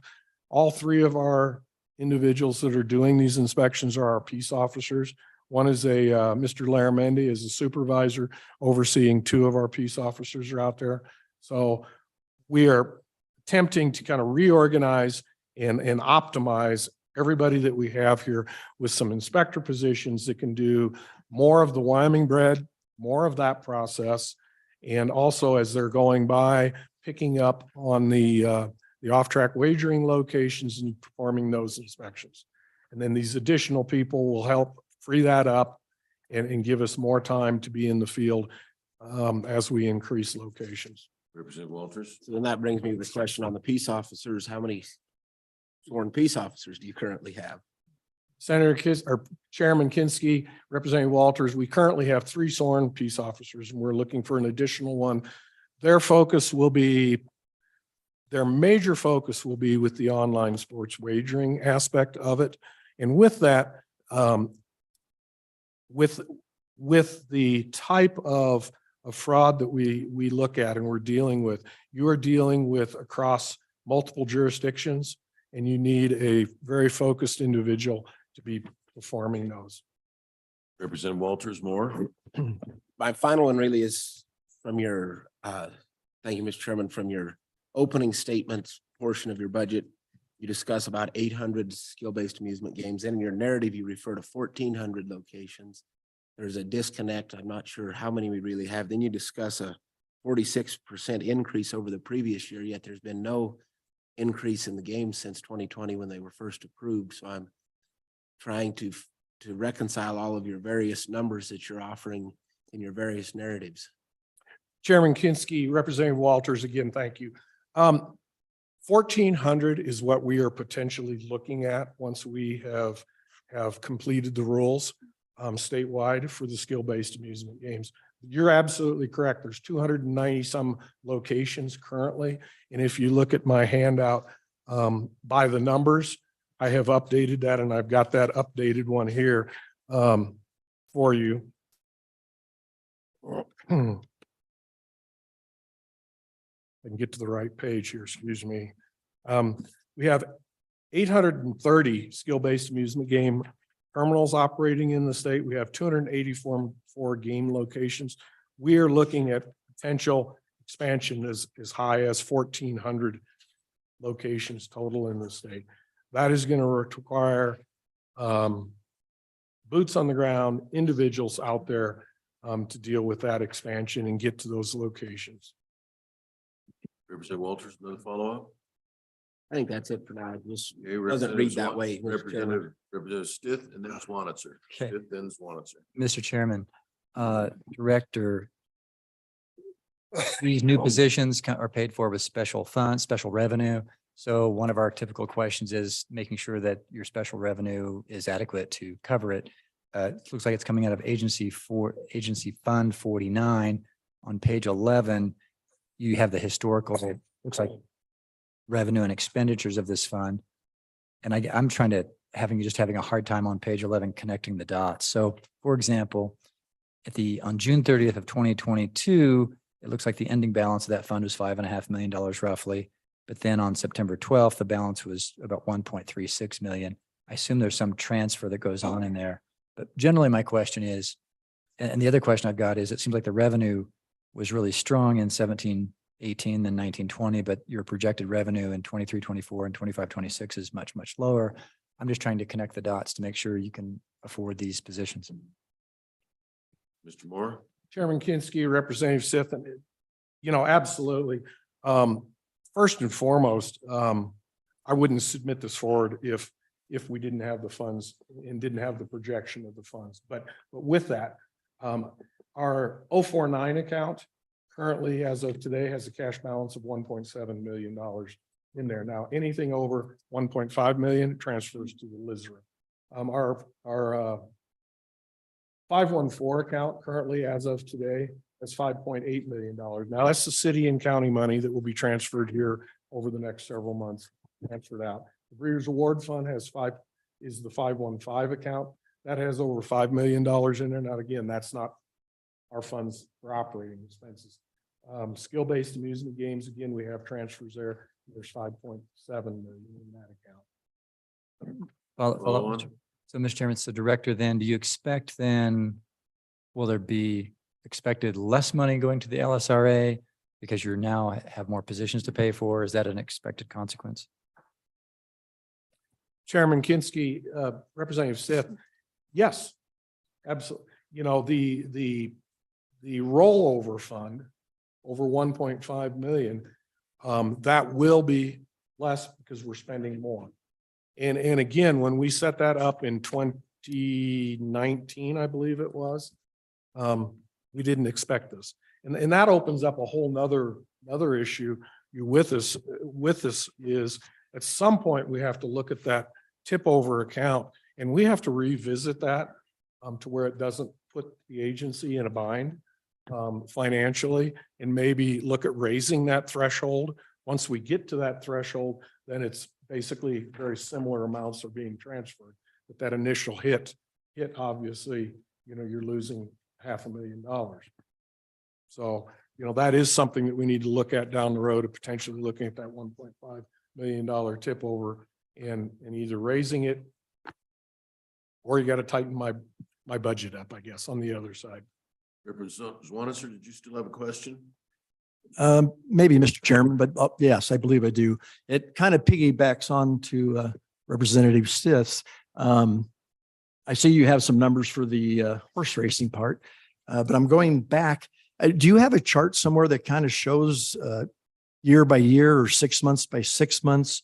I think Representative Walters referenced about the number of skill-based games going. Well, I looked through that. I see end result numbers. But for instance, on page 5, it says that the skill-based amusement games in 2020 was 2.3 million, but I don't see anything for 2021 or anything for projections. And do you have any of those really broke down charts? Like I say, I see in this handout end results, but I was looking for a little bit of history so I can justify in my mind about all these job positions you're Mr. asking. Moore. Chairman Kinski, Representative Swanisher, yes, correct? I'm sorry, I apologize for that. We can furnish all that information and get that information to you. In the past, we have provided several years back for this office when we've come to the committee. What you have here in our handouts are January through the quarter, this last quarter. This is just this year's numbers. We are looking at, and again, now it's not necessarily taking into consideration some of the expansion that we're seeing, but we're looking at a projection. If I can get to the right page again. I'm like you folks. I have too many pages sometimes here. Sometimes I feel like I can't have enough. We are looking at, we've done some projections and we are looking at about a 19.3% increase in historic racing revenues for next year. We're also looking at a very conservative number, a 7.5% increase in skill-based amusement game revenues for next year. Now, that number is very conservative because honestly, it looks to be 1,400 locations, but projecting that out, we haven't projected all of that, included that. Follow on. Thank you, Mr. Chairman. Yeah, I would be excited about knowing that timeline and then thus maybe I could justify. So right now you do not have 1,400. You have 800, or in the beginning it said you had 300. And that's why I was so if you could send me some of those charts, I would appreciate it. And I apologize to the committee being the new person. I haven't received some of those charts that maybe you guys have. Thank you, No, Mr. you don't Chairman. need to apologize to us for being new. No. We probably should apologize to you for being old. Senator Guru. Thank you. And if I could follow up with the representative real quickly, and I apologize if I was going so fast initially on those and presenting those to you. So it's my mistake and I'm bad. So, You're fine. Senator Guru. Mr. Chairman, thank you. And I'll go along with this string of apologize for being out of the room and having someone maybe already asked this question, but I wanted to ask. I was reading through your positions and I'm having a hard time. Usually we have the equipment that goes with those positions are included and in yours they're not. I'm having a hard time parsing that out. Can you help me with that? I mean, as far as equipment, all of the stuff, I just see position classifications.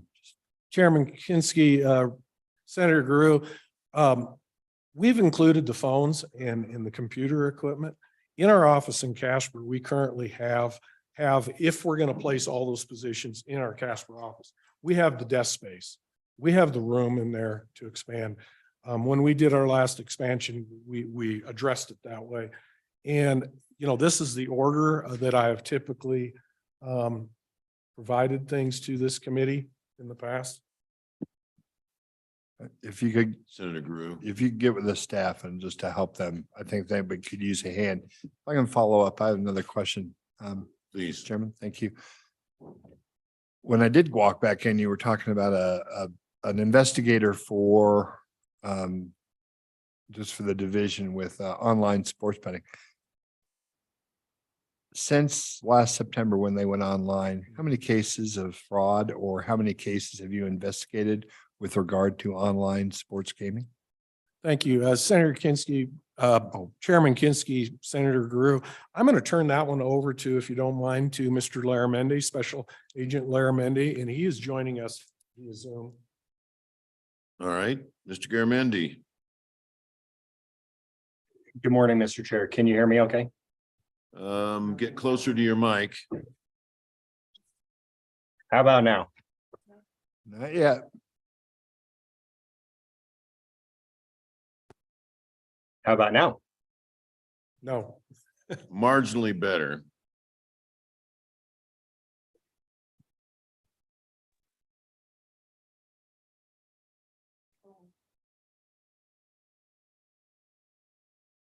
Can you hear me okay now?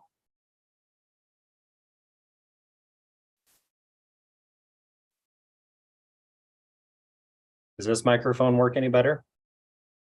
No. I'm afraid not. Let me make an adjustment here. I think Mr. Carpenter had some of those numbers that were question was raised a second ago. Can you guys hear me all right? Sounds like you're in the same barrel as your colleague. Yep. Oh, no. Okay. 1 second, sorry.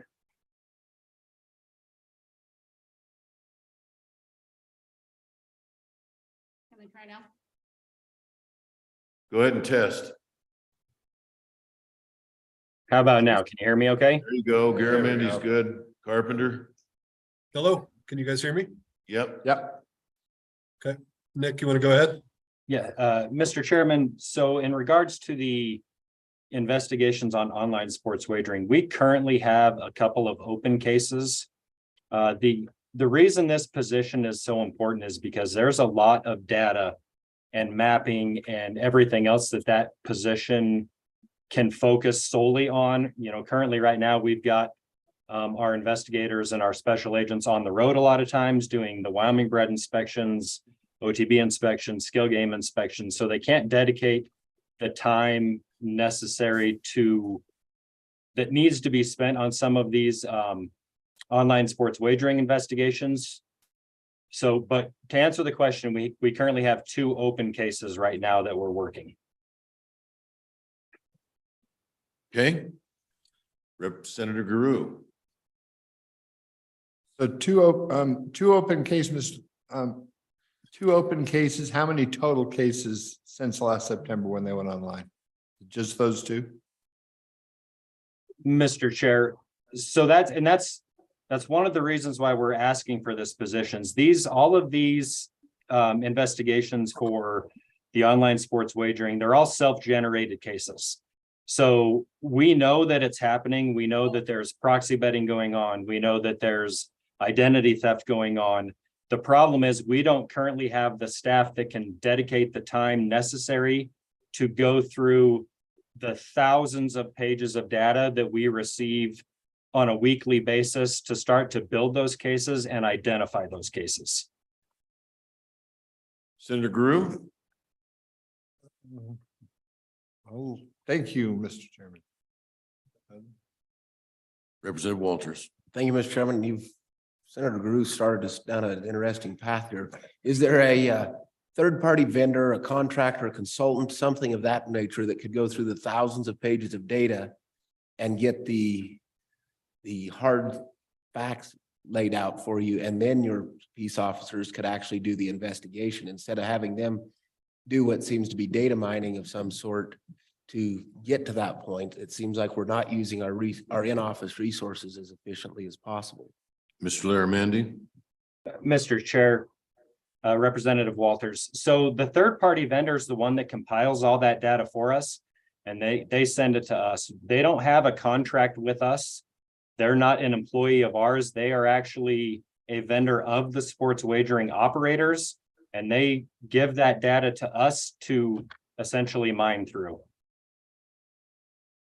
Representative Walters, more? Well, the question wasn't really answered. Is there not somebody else that could take it from that stage and dig through the weeds as opposed to a sworn peace officer digging through all that to get it to find out the information that's really needed before handing it off to the highly specialized sworn peace officer? Again, it just seems like we are not using a sworn peace officer's time efficiently, having them look through thousands and thousands of pages of data. Mr. Chair, to answer that question, it falls on the peace officer to do that investigation. going through that data and finding the trends and linking the devices and the wagering activity and the locations of all of that goes into the criminal investigation to build that case. And the peace officer would ultimately be the one that has to testify to all of that. So it is kind of, it's a lot of data to go through, but that really is the investigator's job to sort through that data. Just like they would like on the internet crimes CAC team, they sort through that data and they build their cases that way. So, Mr. Larramendi, I've got this, I'm going to try and follow up on this. So the credit card companies, they go through tons and tons of data, and then they've got some parameters that things will pop up to the top, and they either call me and tell somebody tried to charge something in Nebraska at a sporting goods store, or they shut it down, or there's got to be some sort of program that you can run this through that will highlight those trends. I can't imagine manually going through thousands of pages looking for criminal activity. Well, so Mr. Chair, so the data that we receive, and I could probably compile some of it and send it to the committee so they can see the data. The data is finding those trends, and it is compiling those trends as suspicious activity. And then the investigators go in and look at the suspicious activity reports to verify those trends and then build the case from there. I hope that helps a little bit better. So it's not just, we're not just seeing, you know, every bit of wagering activity on the sports wagering side for the month. It is suspicious activity that the operators and the third-party vendor has noted, and then they send us the suspicious activity, and then we start going through that suspicious activity to see what the trends are exactly. And with sports wagering, a lot of it, you know, the biggest cases right now that are coming about with sports wagering is identity theft. And a lot of times the victims are unknown until the law enforcement team starts building that case and identifies the victims and actually reaches out to the victims to let them know that their identity has been compromised in the first place. Senator Grew or Representative Walters, any more follow on that topic? He's happy. So mission accomplished. Senator Grew.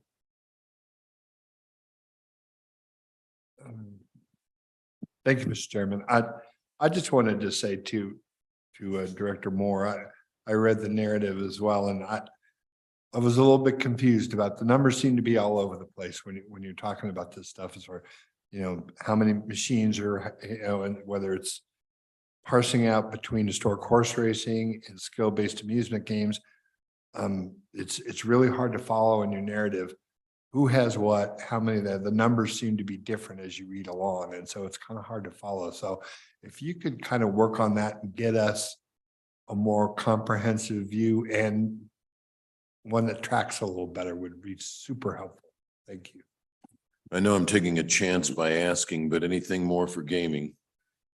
Representative Walters. Thank you, Mr. Chairman. This question's for Kevin, and it is, this agency is still titled Parimutuel Commission. We changed it to the Gaming Commission, then we had the Scrivener's error, but that bill was effective immediate at the end of last session. So by the time this budget came out, it should have been Gaming Commission. Why is it still titled Parimutuel? It's technical in nature. It's not necessarily of any substance. It's just a curiosity question. I just missed. Oh. It was brought to our attention. We corrected it within probably 3 minutes, what it took. Anything else? All right, Mr. Moore, for closing briefly. Yes, thank you very much. Chairman Kinski, and to speak to some of the confusion. First and foremost, one of the reasons that we have pulled Rory into the mix here is the Chief Financial Officer for the commission is to address our budgets moving forward and do a better job of that.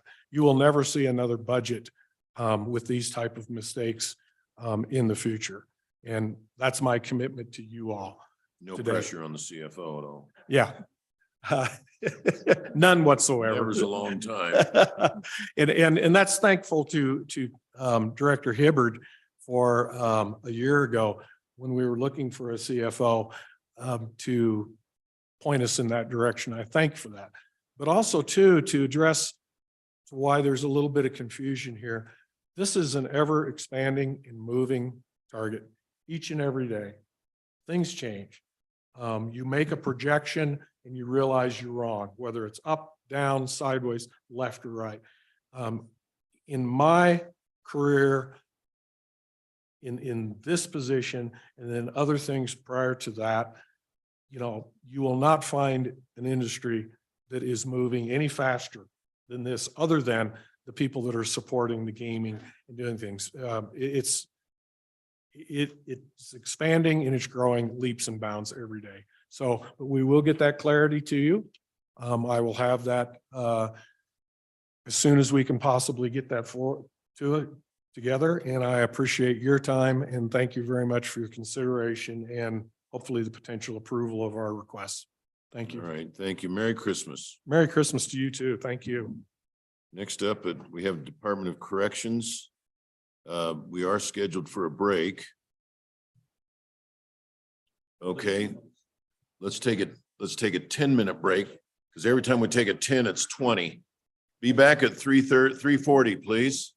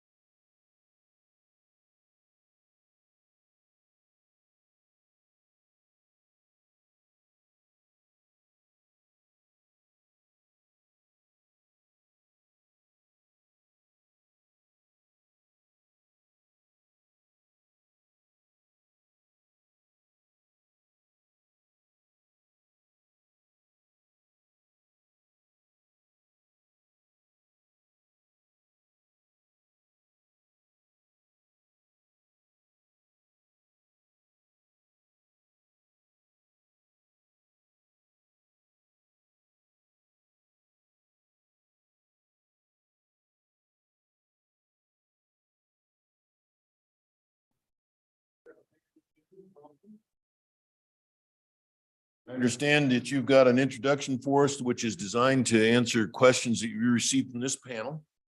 And so with that, please proceed, sir. Chairman Kinski, Co-Chairman Nicholas, committee members, Dan Shannon with the Wyoming Director of the Wyoming Department of Corrections. To my right is our CFO for the department, Ashley Miller.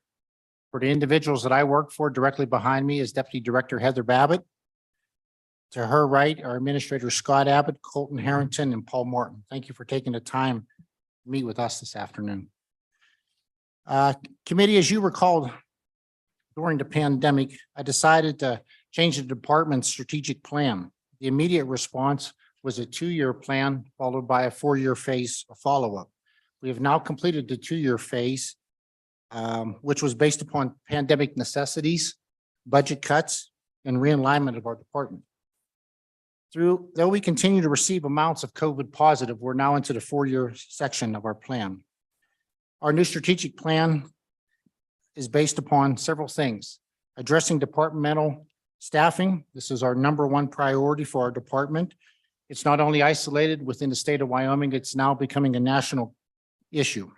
#2, realignment of the budget. With the committee's approval last year, we began monumental undertaking of reorganizing budget structure from 11 divisions down to 4, which required to reallocate the approved budget. I'm comfortable reporting that at the conclusion of this biennium, I'm confident that we'll know the true cost of corrections in Wyoming. #3 is our veterans program. 7% of individuals incarcerated within our nation have actively served in our military. We currently have 225 honorably discharged veterans within our system. Just several months ago, we began a veterans program at the Wyoming Honor and Conservation Camp in Newcastle. And with the assistance of several veterans organizations, though we don't excuse criminal behavior, we certainly understand the importance and recognize their unique challenges to reintegrate back into society. So I'll report out next time on that. #4 is our mother-child program. The generational impact of our relationships between incarcerated mothers and those who they return to, it cannot be underestimated.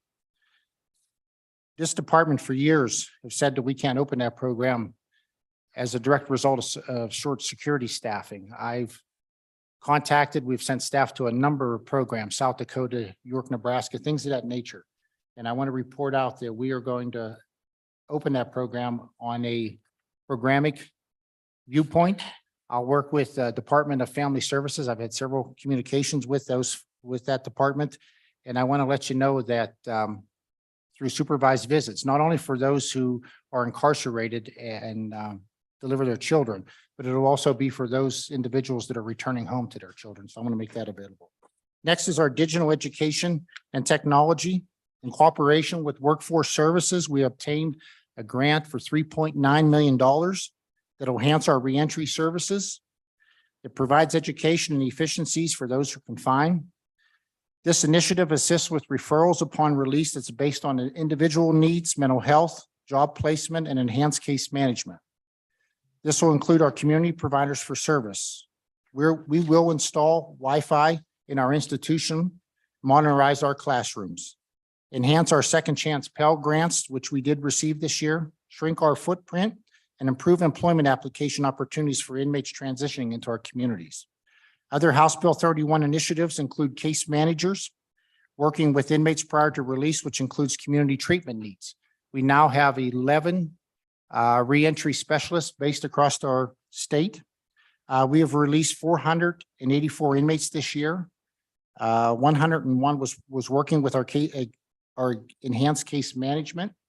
Prior to House Bill 31, the Council of State Governments reported out to the committee that as far as treatment, it took over 30 days for 50% of those released. We are now under seven days, and we still have a lot of work to do. We're dealing with some of our contractors, some of the community contractors, but we reduced it from 30 days down to 7. I'm very proud of the hard work that those folks have done and will continue to do so. And the last is leadership succession planning that includes a safe and enjoyable work environment. Committee members, we broke a lot of barriers last year when we realigned our organization. We placed the very best correctional professionals in positions to serve this agency as well as our state. Historically, corrections professions have done a terrible job advising the public of the noble and dangerous work they perform 24/7. So our neighbors remain safe and with the expectation that we take the most troubled individuals and have them become functioning citizens. To be frank, I don't know how our correctional professionals continue to overcome adversity such as the pandemic, budget cuts, and short staffing while continuing to perform at such a high level. When we discuss the correctional agencies, I think most individuals think of correctional officers. It requires pro agents, caseworkers, educators, maintenance staff, records, food service employees, medical and mental health staff, counselors, assessors, as well as business support staff, just to name a few. In closing, Mr. Chairman, I would like to comment on a few accomplishments, then discuss more vacancies of the dedicated staff during this past year. We successfully relocated our youth offender treatment programs to Wyoming State Penitentiary and the Wyoming Women's Center. We now offer the same opportunities for our male and female offenders. Though these programs are newly implemented, we've only had 2 graduates return since July 1st of 2021. We have had 99 individuals participate in that program. We have also established a women's intensive treatment unit at our Newcastle facility. This movement of inmates signifies our commitment to the proper use of bed space and reducing the need to build new institutional beds. We have been nationally reaccredited for PREA and NCCHC certifications. Our geriatric program at WMCI located in Torrington was featured in American Correctional Association conference. Not only did we continue our dog programs, but now we have enhanced the program to now include a hearing impaired service dog training component. Our wild horse program was recently featured on 60 Minute series. Our Wyoming Honor Farm Garden program donated over 11,000 pounds of produce to the First Lady's Hunger Initiative. In association with the University of Oregon, they pay all the costs. We actually continue to grow sagebrush for mine reclamation in the Northwest. Our Braille program has added music certifications, and we continue to do work for Library of Congress. With ETS's assistance, we accepted 140 newer manufactured computers from Workforce Services that will be repurposed for staff use. In conjunction with our State Construction Department, we repurposed over $3 million in state equipment from our retired Wyoming Department State Hospital. That equipment was mostly used in the Riverton area. We provided opportunities for the Wyoming press agencies this past summer to participate in comprehensive tours of all of our facilities. We received a Freedom Award from the Secretary of Defense for the support of our National Guard and Reserve employees. Our probation and parole offices have an overall 8.2% reduction in revocations compared to last year of the more than 6,100 individuals they're supervising in our state. There was 76 felonies and 27 misdemeanors committed and filed by those under the supervision. But more importantly, there was 31 less than the previous year, which was greatly impacted by COVID.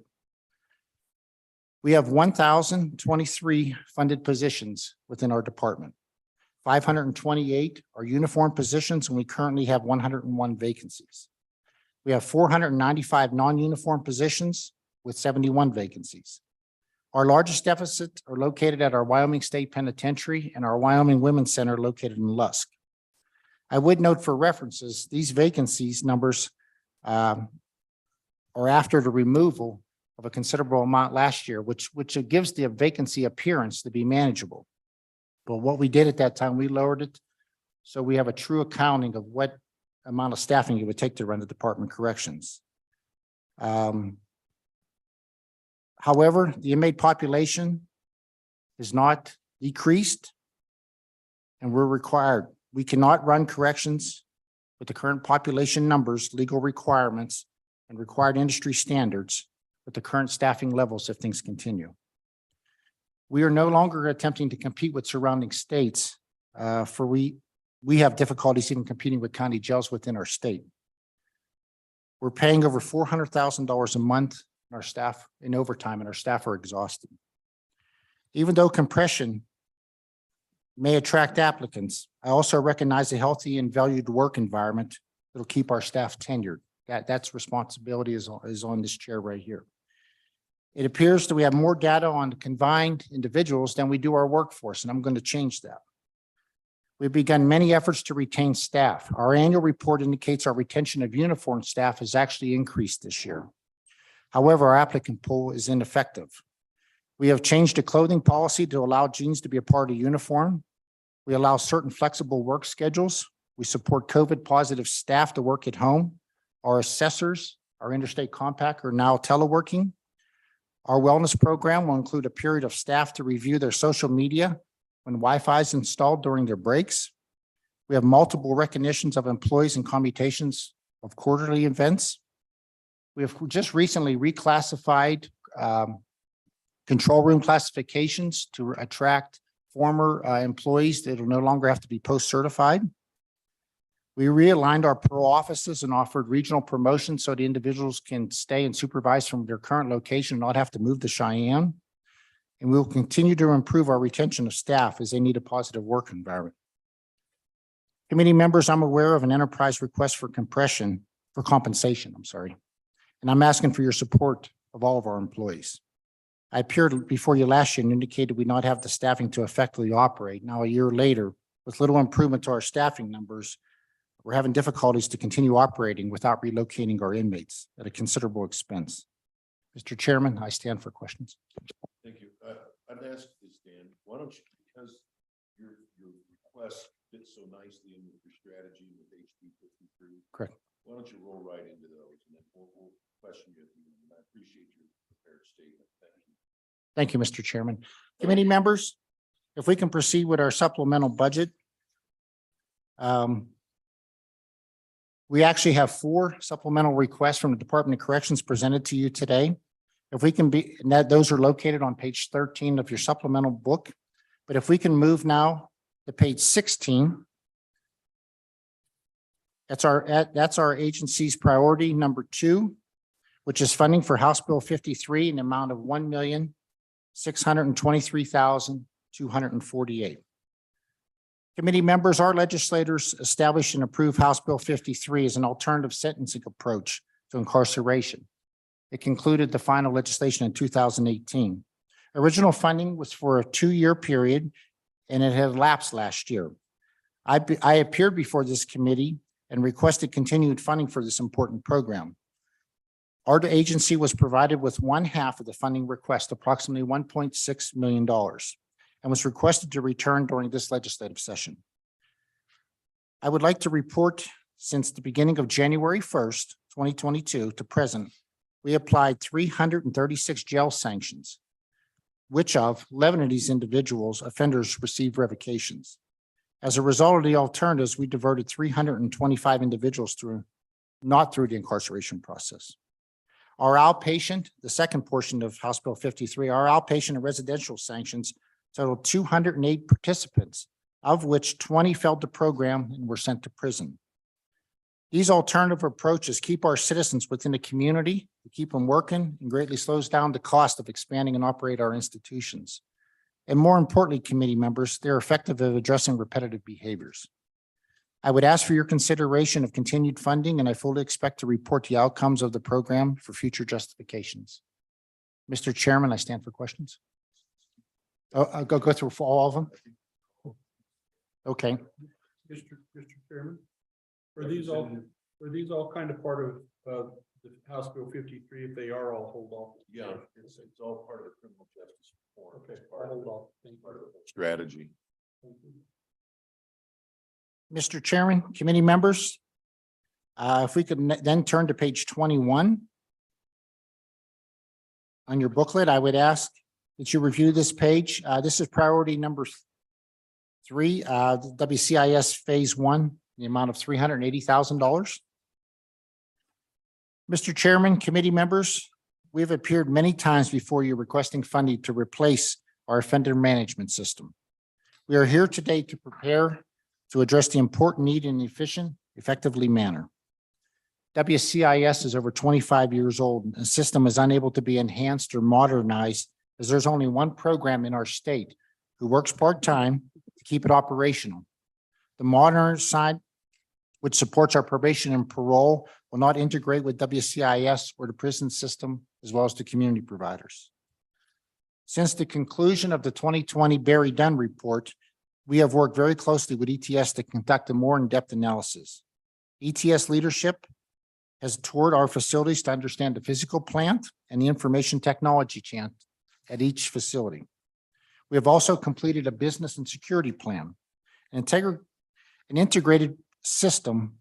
It would improve efficiencies as well as public safety to the transparency of criminal data with law enforcement, investigative agencies, and the public. I do recognize this is a multi-year project. I'm not requesting funding, nor do I come before you just to spend on another study, but rather to ensure that our agency will have the best practices. Our current offender management system is well overdue and will need replaced in the near future. I come to you before you today in this manner, which I believe is the most conservative. It will ensure the best possible replacement program for our future phases. I'm requesting consideration to begin phase 1 of the process. Committee members, if you would then turn to page 25 of your booklet.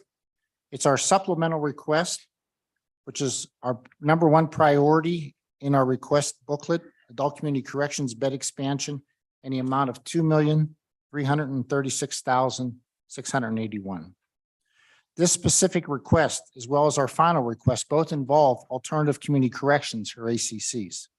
Though we are addressing ACCs in both priorities, they'll support a different requirement for our department. In February of 2022, the State of Wyoming institutional bed capacity analysis was completed by the CGL group. We currently have 195 contracted beds, which are capacities. These beds are located in 3 locations: Gillette, Casper, and Cheyenne. Unfortunately, we don't have a location on the western portion of our state. To avoid overcrowding and the need to build new prisons, the study recommended an expansion of 200 to 250 alternative beds at an annual cost of $5.2 million per year. While I certainly respect the fine work completed by the CGL group, my approach in this issue is a much different solution. It's my belief that CGL's projections were a snapshot in time. More importantly, they were during the COVID pandemic and created a tremendous backlog of confined inmates. From the current data throughout the 21 and the projection to 2026, I'm comfortable that we can address this in a one-time funding need approach and avoid the need for prison expansions. Committee members, when we have inmates eligible to be in the community, we cannot relocate as a result of no bed space. It puts a tremendous burden on our facilities, our overtime, and more importantly, the safety for our staff and inmates. We're doing everything within our control to utilize the appropriate bed space. Recently, our agencies met with the budget office to provide alternative cost savings on what we could do to temporarily expand these ACC beds and to reduce the backlogs. It wasn't that long ago, and with a similar sized population, we had many inmates housed in numerous locations, and it was costing us millions. I'm asking for this one-time funding upon signature to expand the ACC beds. And our last, Mr. Chairman, my last request will appear on page 26. That's priority number 4, adult community corrections in amount of $1,768,930. Committee members, I would like briefly to discuss our ACC contracts. We made a considerable change in the last 2 years. We negotiated our contracts to become performance-based.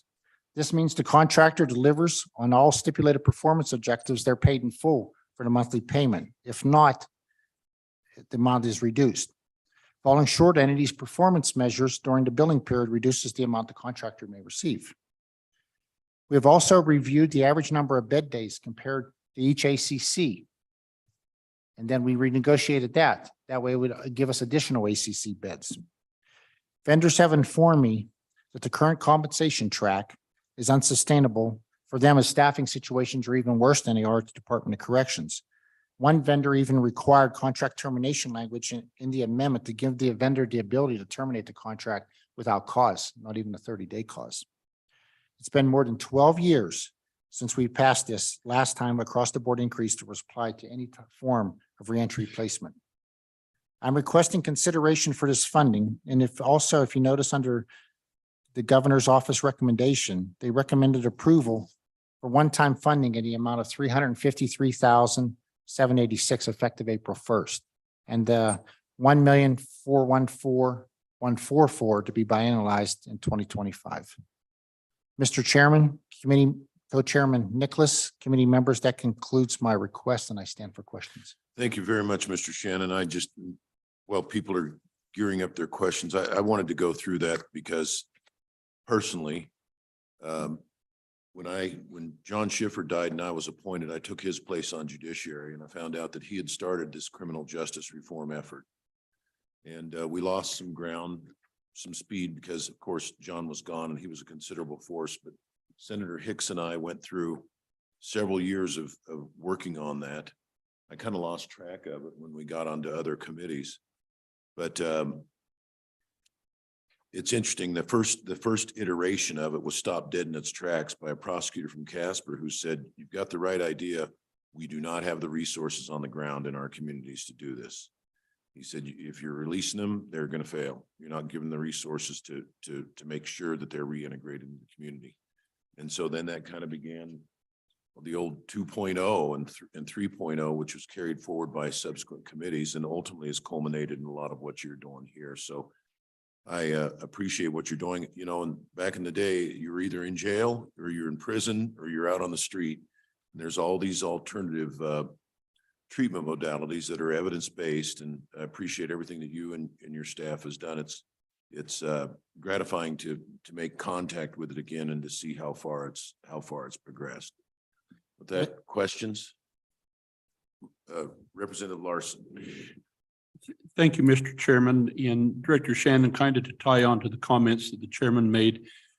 We've been in the process of the behavioral health redesign, which really puts these folks coming out of corrections into as a priority population. You've been a part of that whole process and working with us to redesign that to the community mental health centers. Do you feel that we're in a good spot because we're looking at funding that as we get, that initial funding? And just from your perspective outside the Department of Health, Department of Family Services, what they've done, I just appreciate your thoughts on how that's gone. Mr. Shannon. Mr. Chairman, Representative Larson, very similar to the comment made by our chairman. Without the alternatives, the pathway is pretty clear.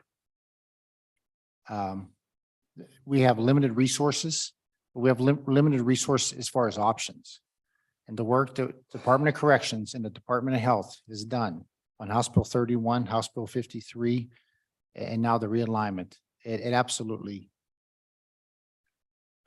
to me, we're taking a step backwards to answer your question. We would be taking a step backwards not to advance that opportunity, to allow those who are confined to become a part of the priority population. The term used was evidence-based today. We're really putting our finances in those who are at the highest risk. And that's really actually a cost savings. Even though we appear to be spending the money, it's a cost saving. And it's providing a more streamlined opportunity to cut the time down. They can interact and get to the treatment that's necessary in our community. So to sum it up, Representative Larson, it would be one tool that would be greatly missed if we didn't have the opportunity to utilize it. Thank you. Representative Salazar, Senator Salazar. Thank you, Mr. Chairman.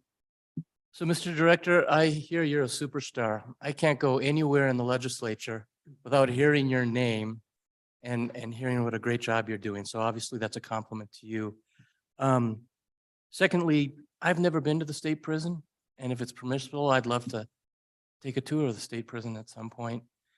And then when I was in the House, I sat on the House Judiciary Committee for 4 years.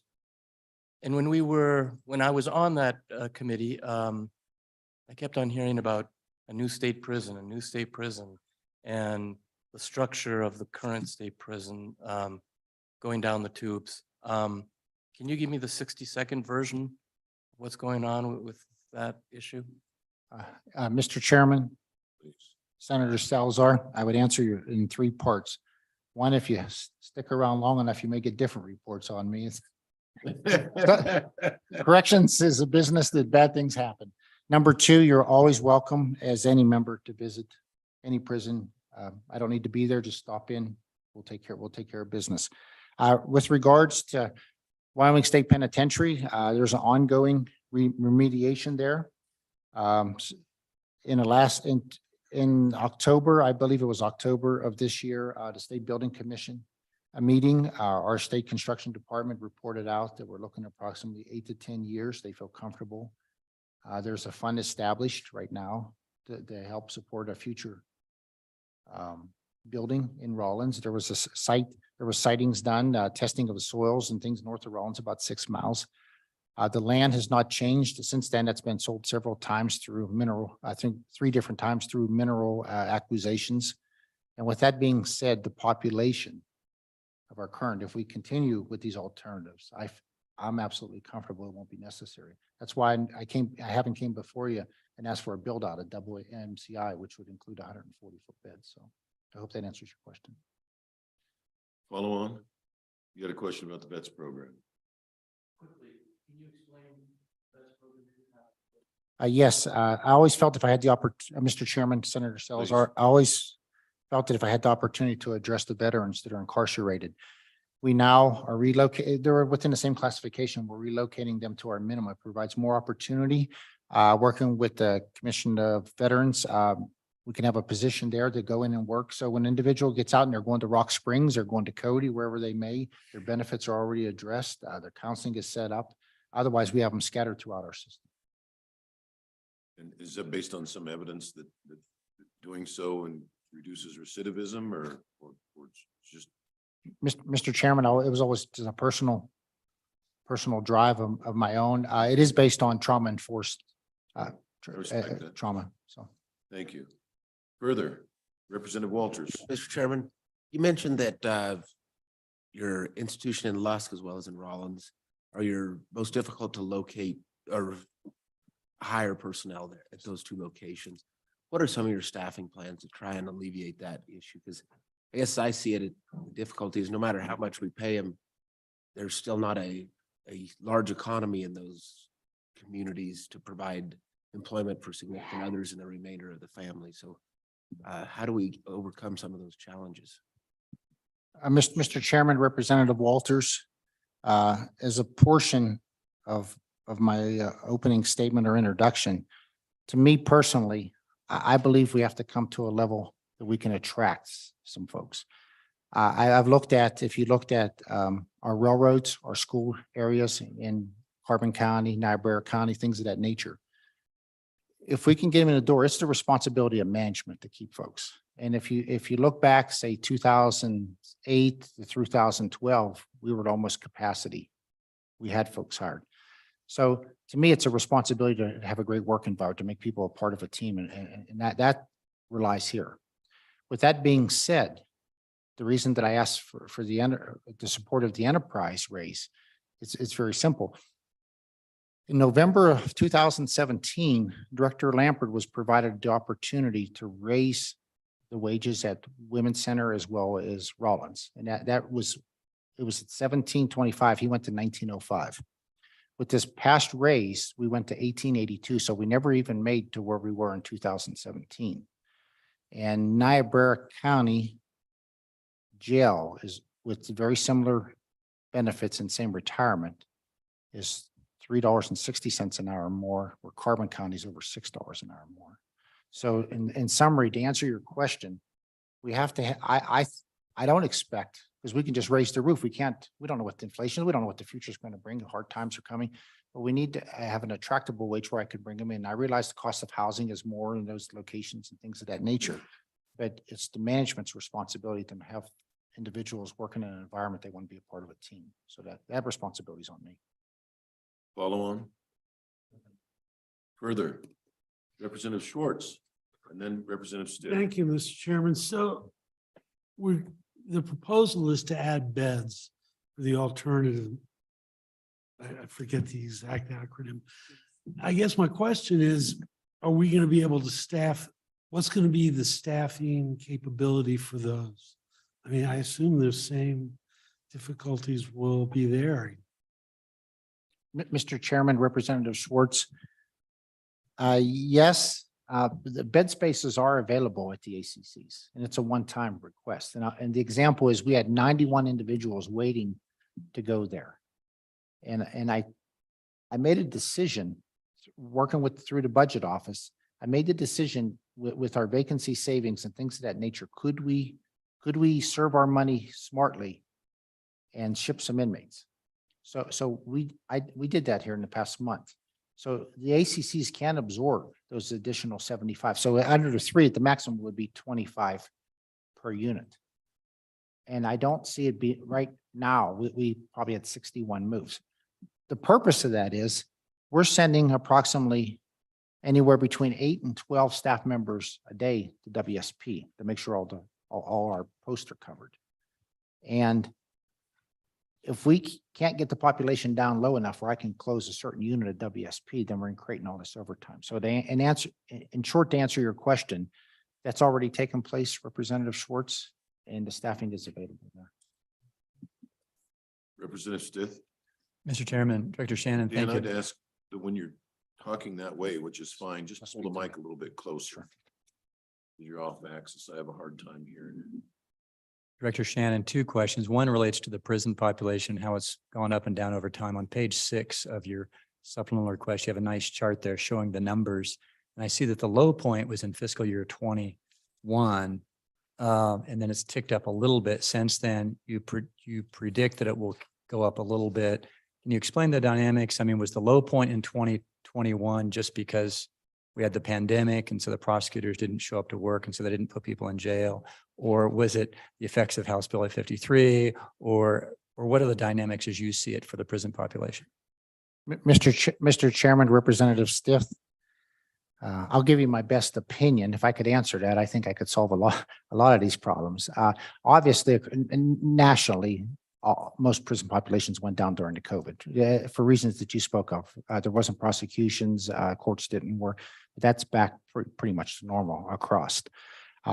Anecdotally, I think our population dropped in 2020. It was 1921. We're up around 2241, but predicting out to 2026, it still doesn't go beyond. We have enough bed space to house.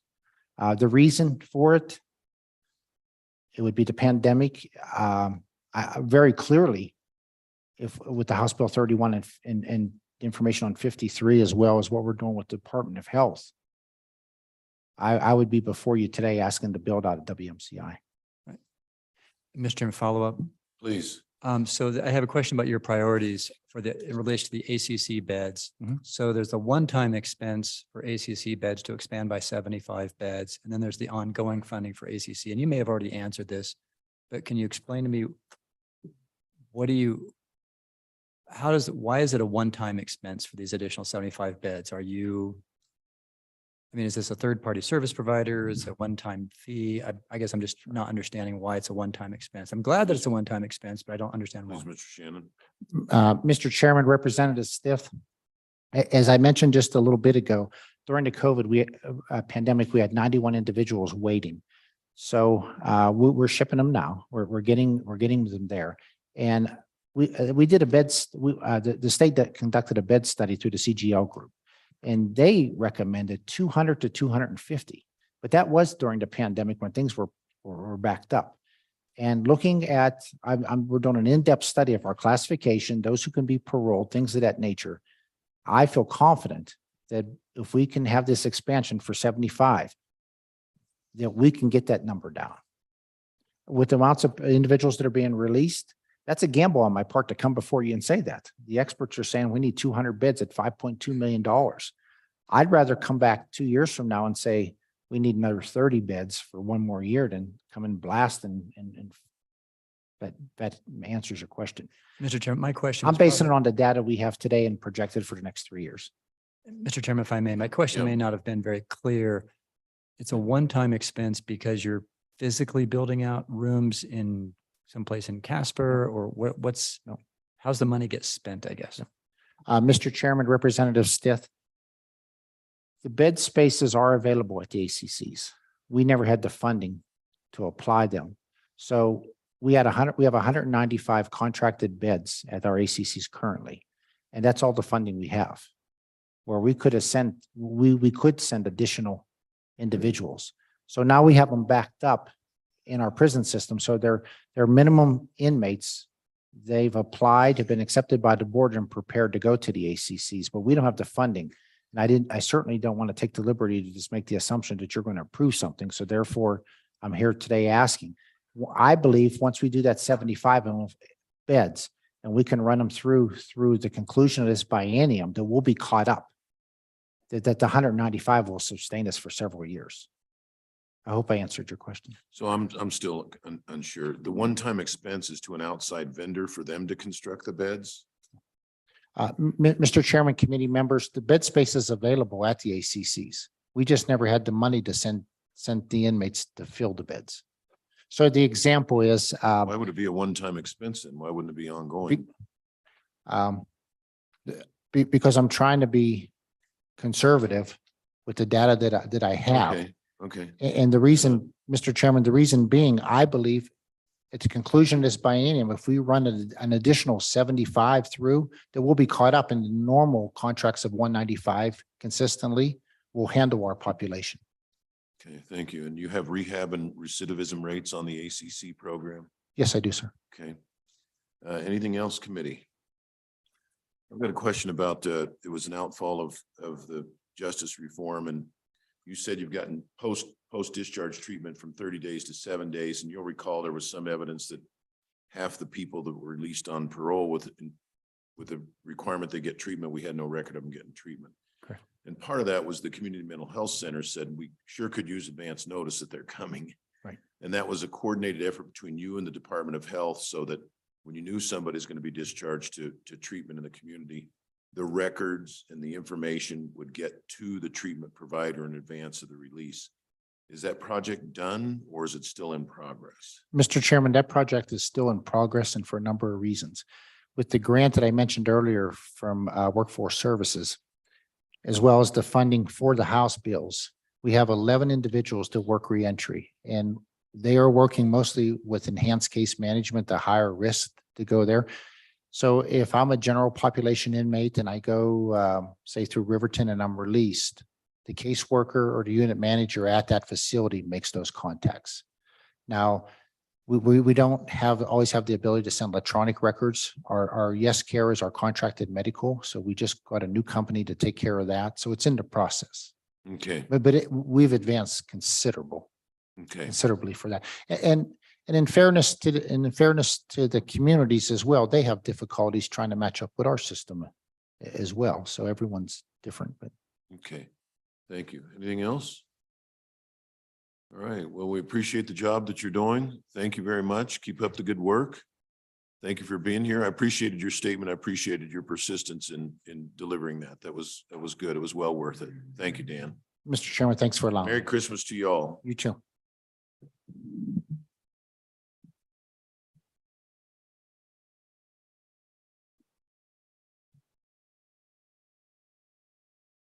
I don't even know what all the programs are anymore. I lost track of them. And I'd ask him for a primer, but I wouldn't have time to read it. He'd do that work, yeah, and I wouldn't have time, yeah.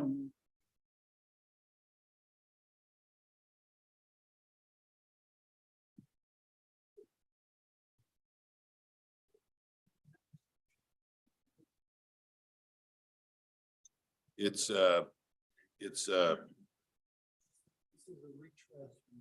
yeah.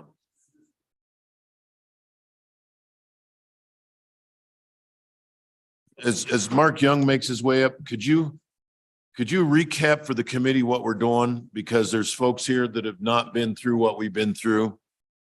For the new guys, what we're doing, because they don't have a tab. There's nothing, they don't have any indication as to what we're doing and why we're working on it.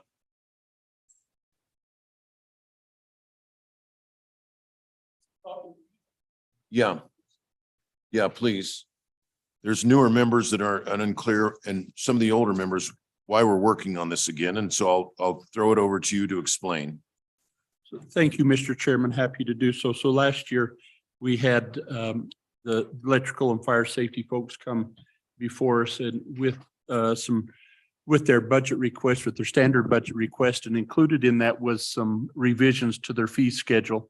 It was kind of a complicated approach, and we just didn't get it passed. Is difficult. Their electrical inspectors depend on revenue generated in from inspections to fund that agency in that special account. And so this year they came back with another version of their fee schedule and approached me early on because I was a member of the committee and had me look at the bill and I liked it, and I thought that I'd just go ahead and get it drafted. And then they had approached the two chairmen also, and as part of the supplemental budget process, they was hoping that maybe this bill might be considered again by this committee because as it pertains to their budget. And so I had the bill drafted, and the two chairmen agreed to look at it again this year and consider it for a JAC bill. Thank you, Mr. Young. Proceed.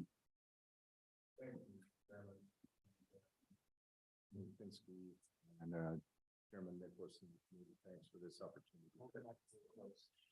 Get friendly with it, Mark. It wasn't turned on either, so there you go. There you go. Now we got, are we good?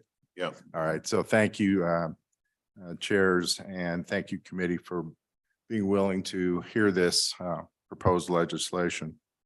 I want to introduce, to my left is Jane Allred, our Chief Electrical Inspector. She's the manager for our electrical division. On my right is Christy Tracy. She's our budget specialist for the agency. Working together with Director Hibbert and staff from the budget department, we have developed this proposed legislation that we presented to Representative Larson for consideration. And so it's important to know that we work closely with the budget department in prepping this. But what this bill does is increase the department's electrical fees to avert a deficit of our department's special revenue fund by the 27-28 biennium. More specifically, the purpose of this bill is really twofold. The first is to increase electrical fees on electrical inspections, electrical wiring permits, working permits, apprentice registration fees, and apprentice licenses. The proposed fee increases in those specific amounts you see in the proposed legislation is a result of extensive research done in 2021 with our contiguous states and determining what they charge for the similar electrical fees. So what you see reflected in the proposed bill is an average of those contiguous state charges. It's also important to note that the last time our electrical fees were increased is in 1999. A copy of a historical statute was included in a packet that was presented to the committee previous. It actually has the version of that statute. The second purpose is to clean up some obsolete language and which modernizes the bill. I want to reiterate and emphasize that this bill only deals with electrical fees. Okay. The proposed bill does not include any new proposals to defer additional general fund revenues to the department's special revenue fund. It does not increase existing plan review fees or defer current general fund plan review fees to a department special revenue fund. So 100% of all existing plan review fees are deposited into the general fund, and there's no proposal to change that. And there's no proposal to increase any plan review fees. This is all focused on electrical. Myself, Director Hibbert, wanted to keep this proposed bill as straightforward as possible, and we believe that we've been able to do that. So I referenced earlier how we want to avert a deficit of our special revenue. Just a little more specificity on that. Our number one problem statement that we're trying to solve with this proposed legislation is that during the 27-28 biennium budget, the department's special revenue fund will go into a deficit without increasing fees. Is that the table on this memo? The first table on the memo? Yes, Mr. Okay. Chair. Thank you. The existing statute provides for, well, let me back up. This special revenue fund that I'm talking about is provided in Wyoming statute 35-9-120 paragraph F. The existing statute provides for 60% of the revenue collected from electrical fees to be deposited into the department's special revenue account for the express purpose of providing additional state electrical inspectors. 40% of those revenues from the electrical fees are deposited into the general fund. To be really specific in regards to the problem, this deficit in the special revenue fund in 27-28 means a potential loss of 7 of our 8 state electrical inspectors. So 7 of our existing electrical inspectors are funded from that special revenue fund.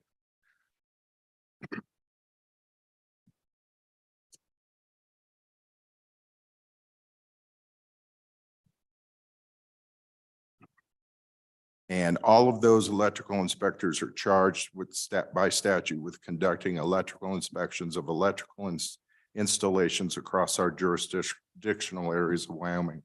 So come 27-28, without a fee increase, we will not be able to provide these statutorily provided inspection services. And we will probably, as a department, need to come to this same committee and ask for supplemental general fund to continue the employ of those electrical inspectors. And then the second problem statement was we have some obsolete language. So, Mr. Chair, if you'd like, I'd be glad to work through this with you, or Absolutely. Just a quick question because I want to make sure I'm following.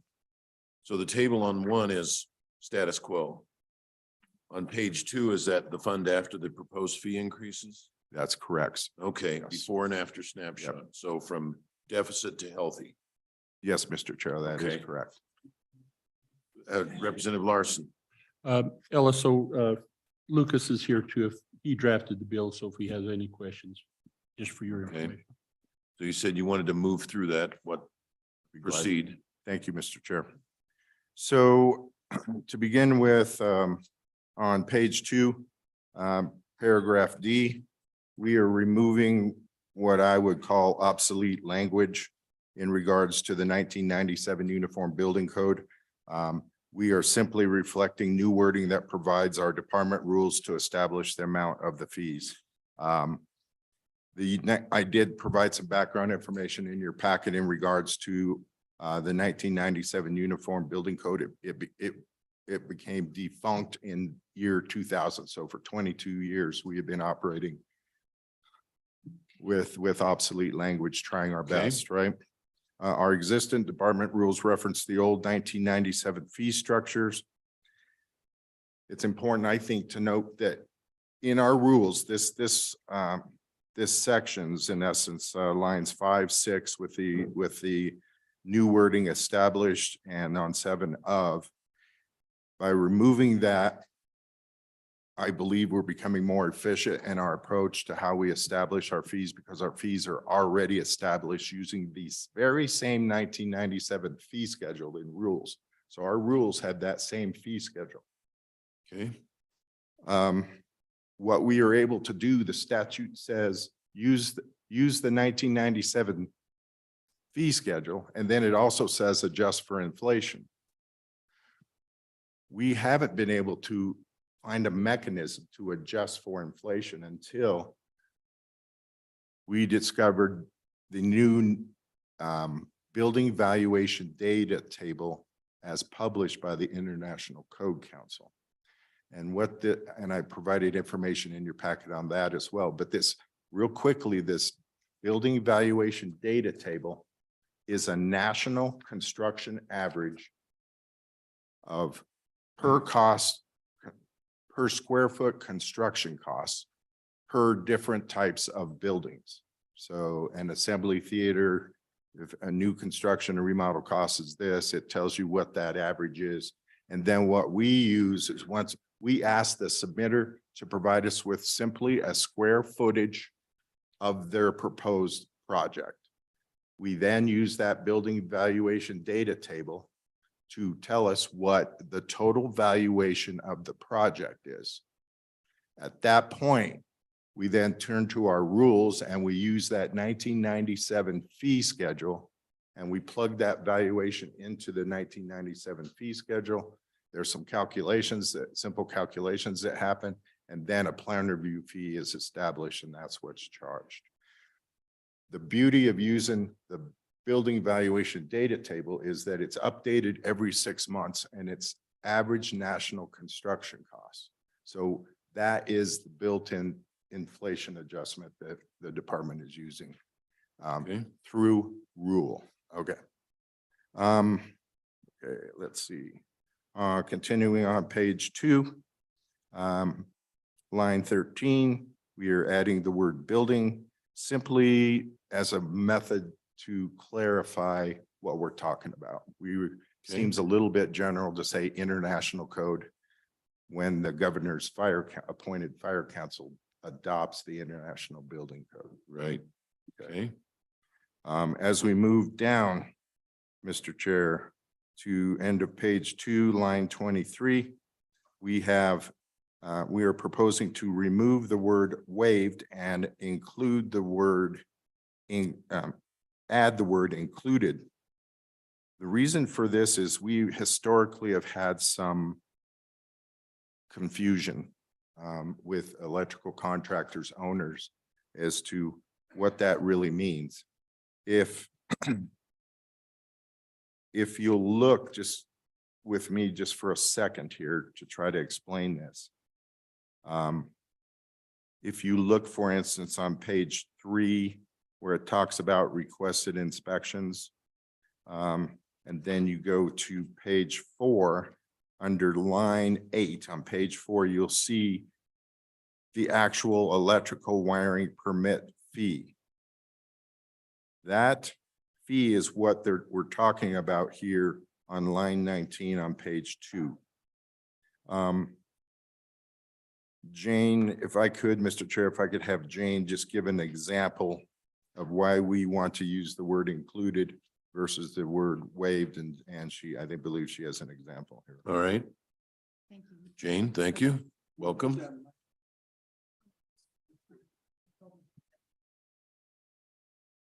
Closer. Oh, Yeah, women's voices are soft. we go. Mike's okay. good. Mr. Chairman Kinsky, Mr. Chairman Larson. An example is when you get a wiring permit, you're not required to have an inspection. So if you ask to have an inspection, we charge a little bit more so the inspector can cover his costs of going out there, because you have 5 days to do the inspection. With a general wiring permit, he can go whenever he's around there. But with a requested guaranteed inspection, they request when they're ready for the inspector to come.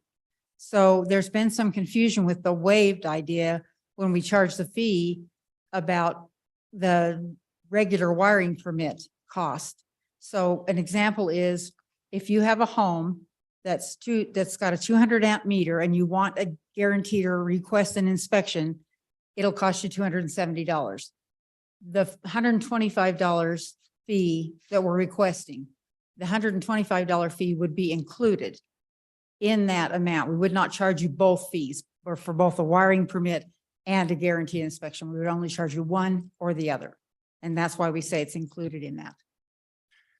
Mr. Chair, if I could maybe provide a little more clarification. It's important, I think, just to understand the framework of this statute and the fact that when you purchase a wiring permit, you have 2 choices. You buy the wiring permit and you can either ask for a requested inspection on that, or you can forego that and there'll be no inspection on that.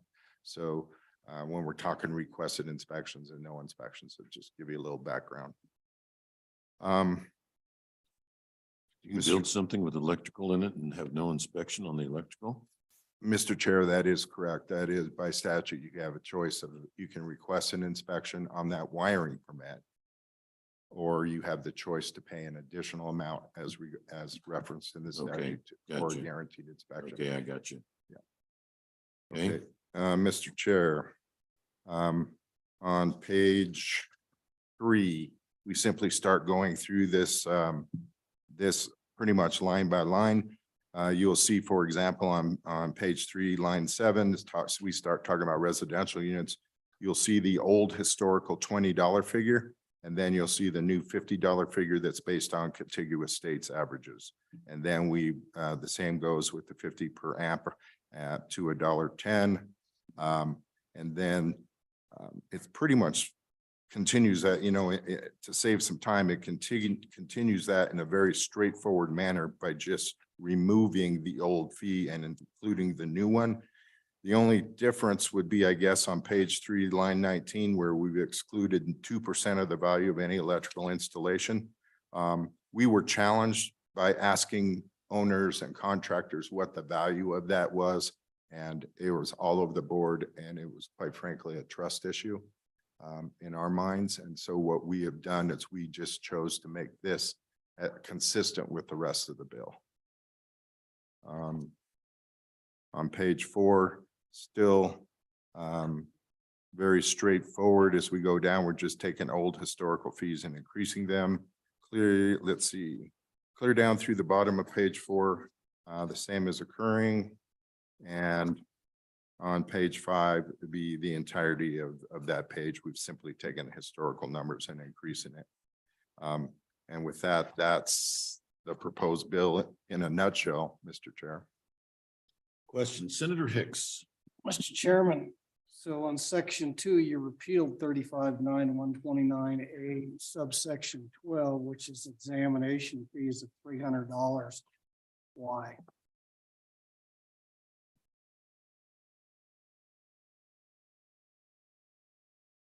Okay, I'm trying to catch up with you, Mr. Chair. What page? Page 5. Line 22, section 2. Okay. You've repealed the provision for examination fees of $300. Why?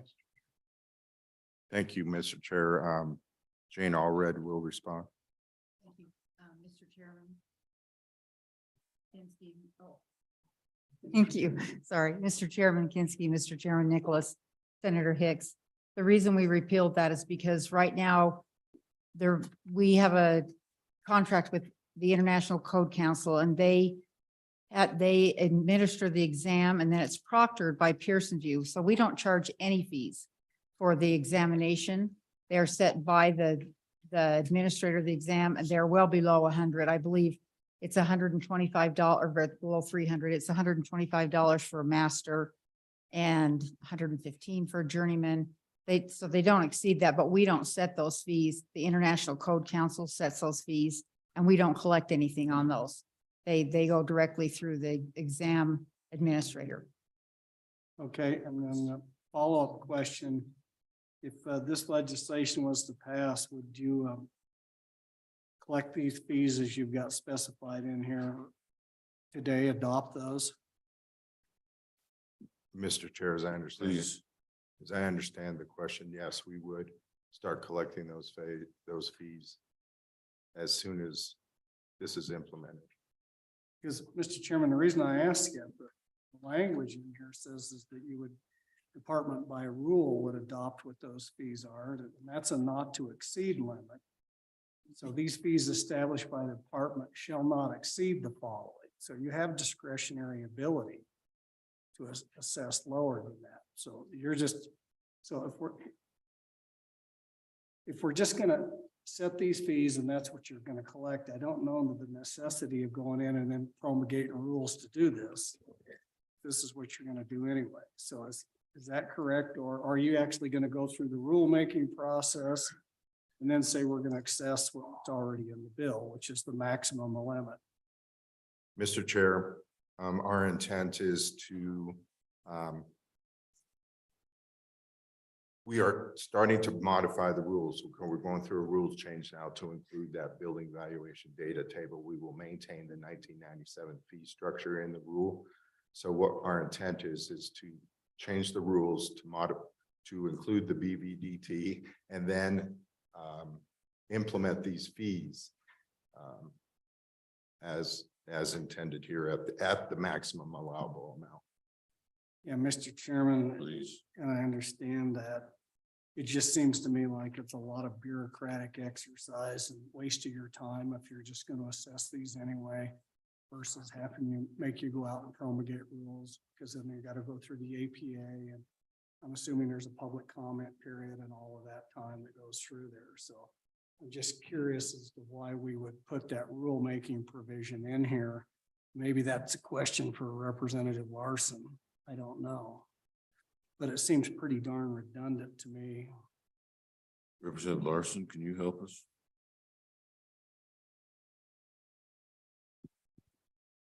Mr. Chairman, I think allowing them to have some rulemaking authority, and I understand what Senator Hicks is saying, but I guess the other question, so if it's redundant, what's it hurt? Senator Hicks. Mr. Chairman, the answer to that question is it takes staff time and you got to publish that and it has to go out, take public comment. It just creates a lot of bureaucracy for the agency. If we're just going to adopt the fee schedule, we should probably just do that instead of make them do rules and go through that procedural process. If that's what we're going to end up in the same place anyway. Mr. Young. Mr. Chair, if I may just add that we need to modify the rules, modernize the rules to include that building valuation data table. So we have already started that with the Attorney General's office. We've already submitted those. They're in process right now. Anyone else? Representative Henderson and Representative Stith. Thank you, Mr. Chairman. Regarding the rulemaking authority that you have now, if any, is there something in there that precludes, I mean, the objective, if I understand it, is to provide a process where you have a flow of funding, which will help take steps to keep your inspectors, if that's correct. And if so, well, then why would we need to do anything other than use the rulemaking process to keep it up to date? Mr. Chair. Mr. Young. The answer to that is when I'll bring us back to the purpose of this bill is to increase the electrical fees. The electrical fees that we have mentioned today are not in the rules. Okay. What's in the rules is how we determine plan review fees. And that is just the beginning of this, this proposed bill, which modernizes, which excludes some obsolete language. So what's going on is they have rulemaking authority to establish their fees. But then they could charge anything. So we set out, but you're not going to exceed the following. That's the point of it. That's why you have both of them. Does that make sense? It does. Yeah. So it's not redundant. It's just put a cap on whatever they might do by rulemaking. Not that we wouldn't trust you. Okay. All right, Lucas, can you come up here? I haven't met you. You're brand new. Not even on a warranty. What's your But last? it's awful polite. Yeah, what's your last name? Chairman Kinski, my last name is Plum, Lucas Plum. Oh, I've emailed with you. Yeah, pleasure to meet you. Pleasure to put a face with the email. Nice to meet you as well. So explain to me in layman's terms, your understanding of striking waived and inserting included on page 2. Mark is so deep in the belly of the machine that I think they're having a hard, and I knew it at one point years ago when we worked on this. Tell me what's waived versus included. What's that all about? Chairman Kinski. Yes, so in this paragraph, it is if the electrical wiring permit fee I guess how I would understand is that right now, statutory language says that it shall be waived. So it would be waived for anyone who is requesting this inspection. And so now it's just basically reversing that to say it will be included. So before, there was a fee for somebody who didn't request an inspection? Because an inspection is not required, so there's either people who request it or don't get one. That's what I'm a little bit unclear. Chairman Kinski, yes. To be fair, I'm not fully sure on this one, but how I understand it is that the electrical wiring permit fee in current statute is waived for anyone who requests it. I don't think that every single project requires an electrical wiring permit inspection. And so if someone was having a project and this would only be impactful if someone actually requests that it be done when they are not required to. So Mark, is there some class of inspections that are required but aren't requested? Mr. Chair, yes. There is, so wiring permits are required. And that's a set dollar amount. And we're asking for a increase. When you. Okay, a permit's different than an inspection. Correct. Okay. When you purchase that wiring permit, you need to make a decision at that point. Are you going to pay an additional fee to make sure it's guaranteed, it's inspected? We call it a guaranteed inspection. Statute calls it required inspection. You buy the wiring permit, then you decide whether you want it inspected or not. If you do, you pay an additional fee. And included in that is the wiring permit fee. That's where the word included. I see. Okay. And so just out of curiosity, why would anybody incur the extra expense? And are there a significant number of people who do choose to voluntarily get the inspections? Mr. Chair, I would like Jane to respond to that question. Thank you, Mr. Chairman. Yes, there are occasions where a guaranteed inspection is required. Some power companies, suppliers will require it, that they have a copy of the inspection. Some insurance companies will require it, and some homeowners, who, especially those who do their own work, will want that guaranteed inspection so they know they've done everything to the code. I see. So there's instances where you don't require the inspection, but somebody else down the line does. Correct. We never require it, other than on, I think, cell towers. It's required that they do a guaranteed inspection. But and on plan reviews, but then we don't charge the full guarantee inspection fee. We just charge the $125 fee for the permit because the inspection is included in the plan review fee at that point. But there are several people who do request guaranteed inspections. So there is a need for it. All right. Thank you. Board Representative Larson. Anybody else? Anything? Mr. Chairman, just. Senator, Go ahead. Senator Salazar and then Senator Hicks. Thank you, Mr. Chairman. So, I've talked to a number of folks in Du Bois. They have a problem with the fees now, and then they tell me that it takes months before they even get someone to come out and do the inspection in the first place. And then they bring up the issue of home rule versus municipalities that have an electrician already working on staff. Can you address some of that, or? If Mr. Chair, may I ask, does Du Bois have home rule or not? I don't think they do. Okay, thank you. Mr. Chair, Senator, the town of Du Bois does not have authority having jurisdiction. We maintain that on both electrical and fire and life safety. In regards to timeliness of inspections, I had heard through the grapevine from both the executive branch and the legislative branch that there may be some issues out there, but I haven't been able to determine exactly what those issues are. They've been pretty general and it's tough to run those down. Thank you for providing a little more specificity to the stated problem. That helps. But knowing that in general, what we did is we as an agency, the end of November, knowing that we were going to have this opportunity to testify, was send out a customer satisfaction survey to all 1,001 licensed electrical contractors that we license in the state of Wyoming. We have direct access to them through an email. So we sent out a customer satisfaction survey that said, when they basically asked them, when you request an inspection, are we providing a timely inspection service? Since the end of November, we've received 147 responses. Actually, 145 responses, and we had 7 no's out of the 145. So I've got to believe that I think we're doing a pretty good job of being timely. I certainly understand that we may have individual problems, and I would be very interested in hearing what that is and trying to run that down for you, sir.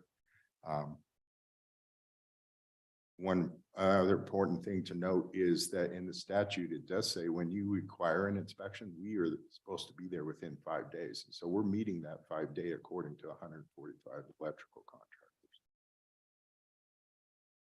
Follow up, Senator? Thank you, Mr. Chairman.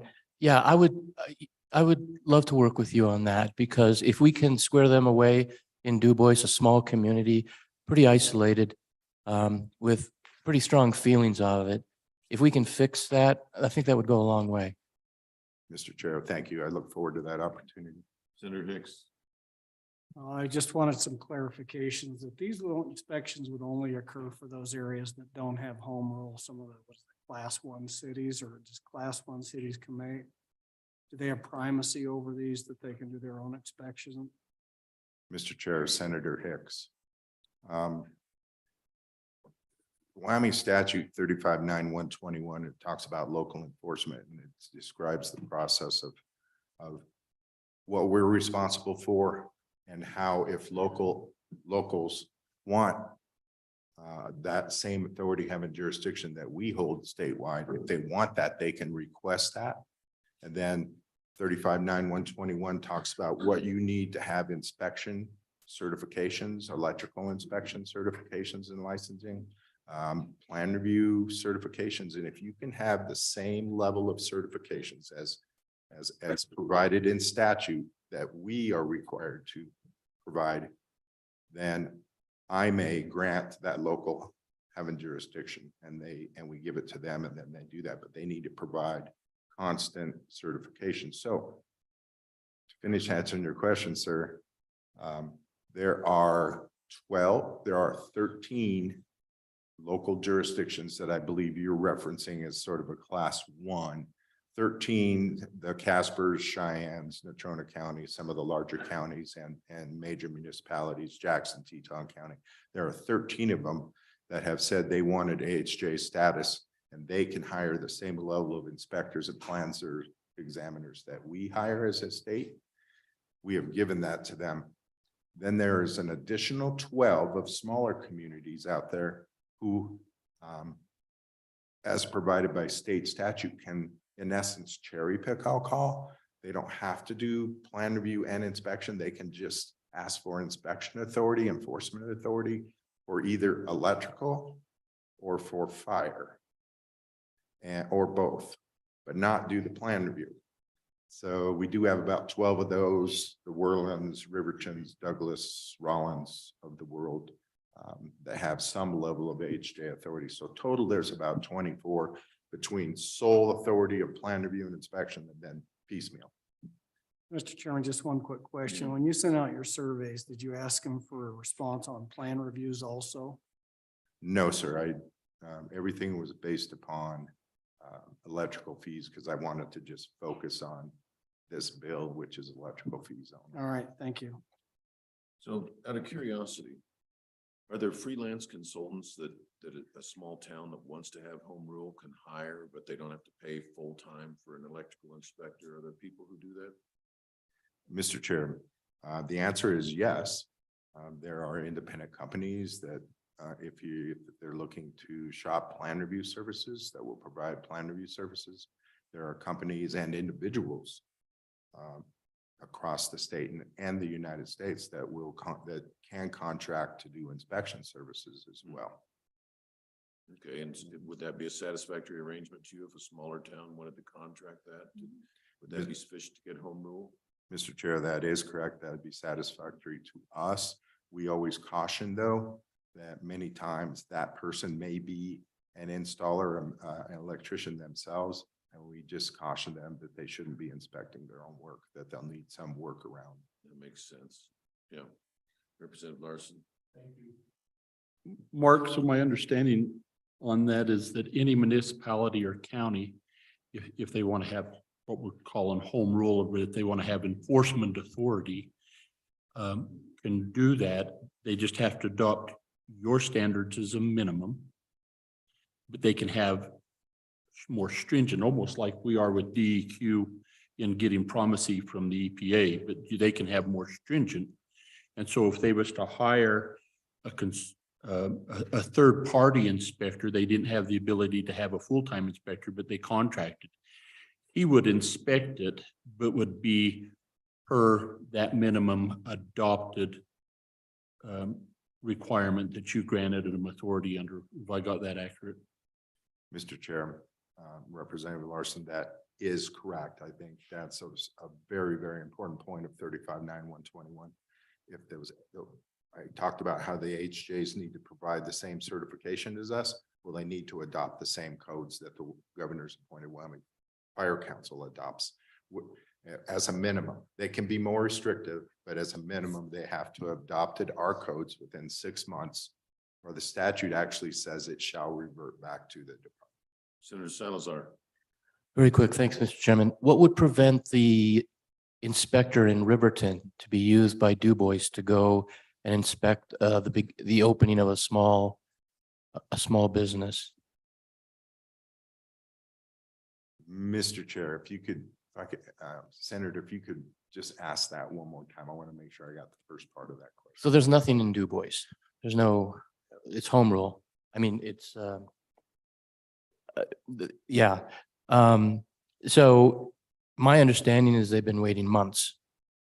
What prevents the inspector from Riverton, which is about 80 miles away, going to Du Bois to do the inspection for electrical work?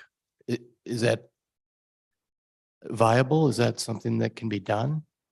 Mr. Chair, we did look into that this past year and working with the Attorney General's office. I cannot right here cite the specific statute, but that statute, according to the Attorney General's office, gives us authority for electrical enforcement in the state.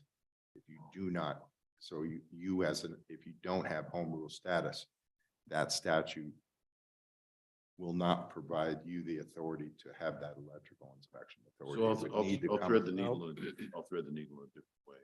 I told the town of Buffalo, if they want primacy, I was mayor, I'll let one of our guys moonlight as an independent contractor.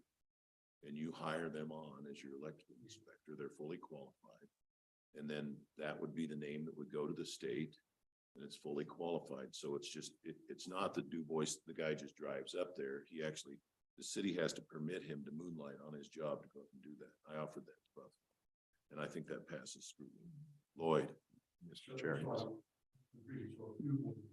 Wanted to adopt the rules that they have, and then have the Riverton inspector who's certified to do that come up and do that. That would be acceptable. They have to adopt.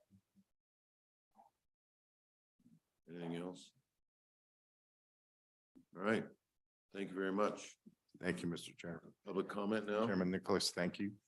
Thank you very much. Don't we have to have public comment?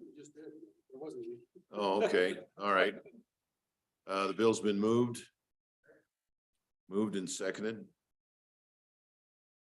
Work the bill. I'd like to talk to my Question. guys for about 2 minutes. If I can.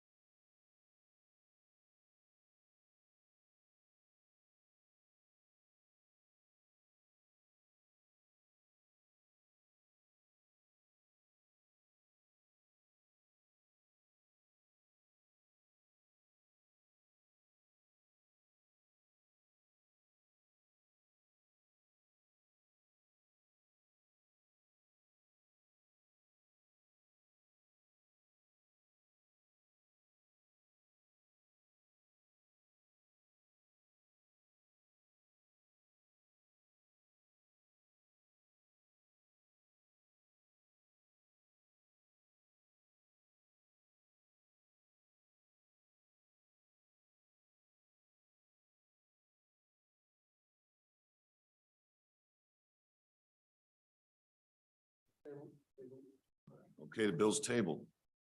So now we're at that piece of business. Communications from staff. Thank you. Thank you. We'll get there, don't worry. Good evening, Mr. Chairman. On the schedule for tomorrow are some recreation agencies, the Department of Tourism, Department of State Parks and Cultural Resources. You also have an update from WIP, as well as the Public Service Commission with the supplemental budget request of non-general funds. A significant portion of tomorrow is dedicated to governor's letters. We do not have those yet for you this evening. Oh, here, I was gonna stay up all night reading. What I would note is at 2:30, there is a slot on the agenda for public comment. Right now, we have 3 individuals who have signed up. However, I believe they all were signed up on items today. So you saw Ms. Janine Baytuski, for example, appeared today. The other 2, I believe, were related to gaming and elected not to speak. But it's possible, and we have no one who has signed up in person outside of the room. If you did want to take any callbacks, we would try to schedule those for you tomorrow. Otherwise, you could adjourn early, or you could commence one of the 4 bills that are before you: local government, ARPA, state capital construction, or the supplemental budget for the 2023 general session.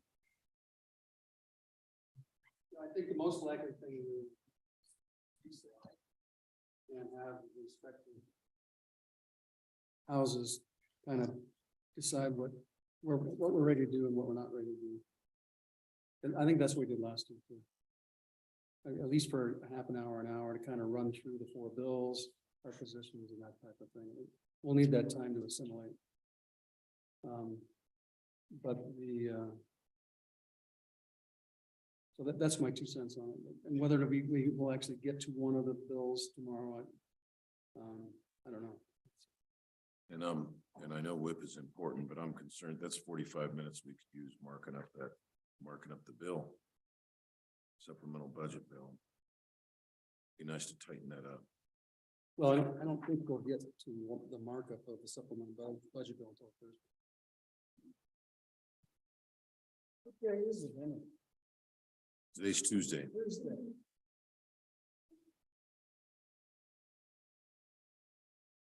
Well, we might step through it pretty quickly once we get the governor's letters. We'll see. After the governor's letters in, there's CapCon, of course, and local government distribution. I don't think the markup of the bill is going to take as long as the governor's letters and CapCon. We just have to sit down and see what. Yeah. Okay. Anything else? No, Mr. Chairman. All right, that having concluded our agenda, I declare the meeting adjourned.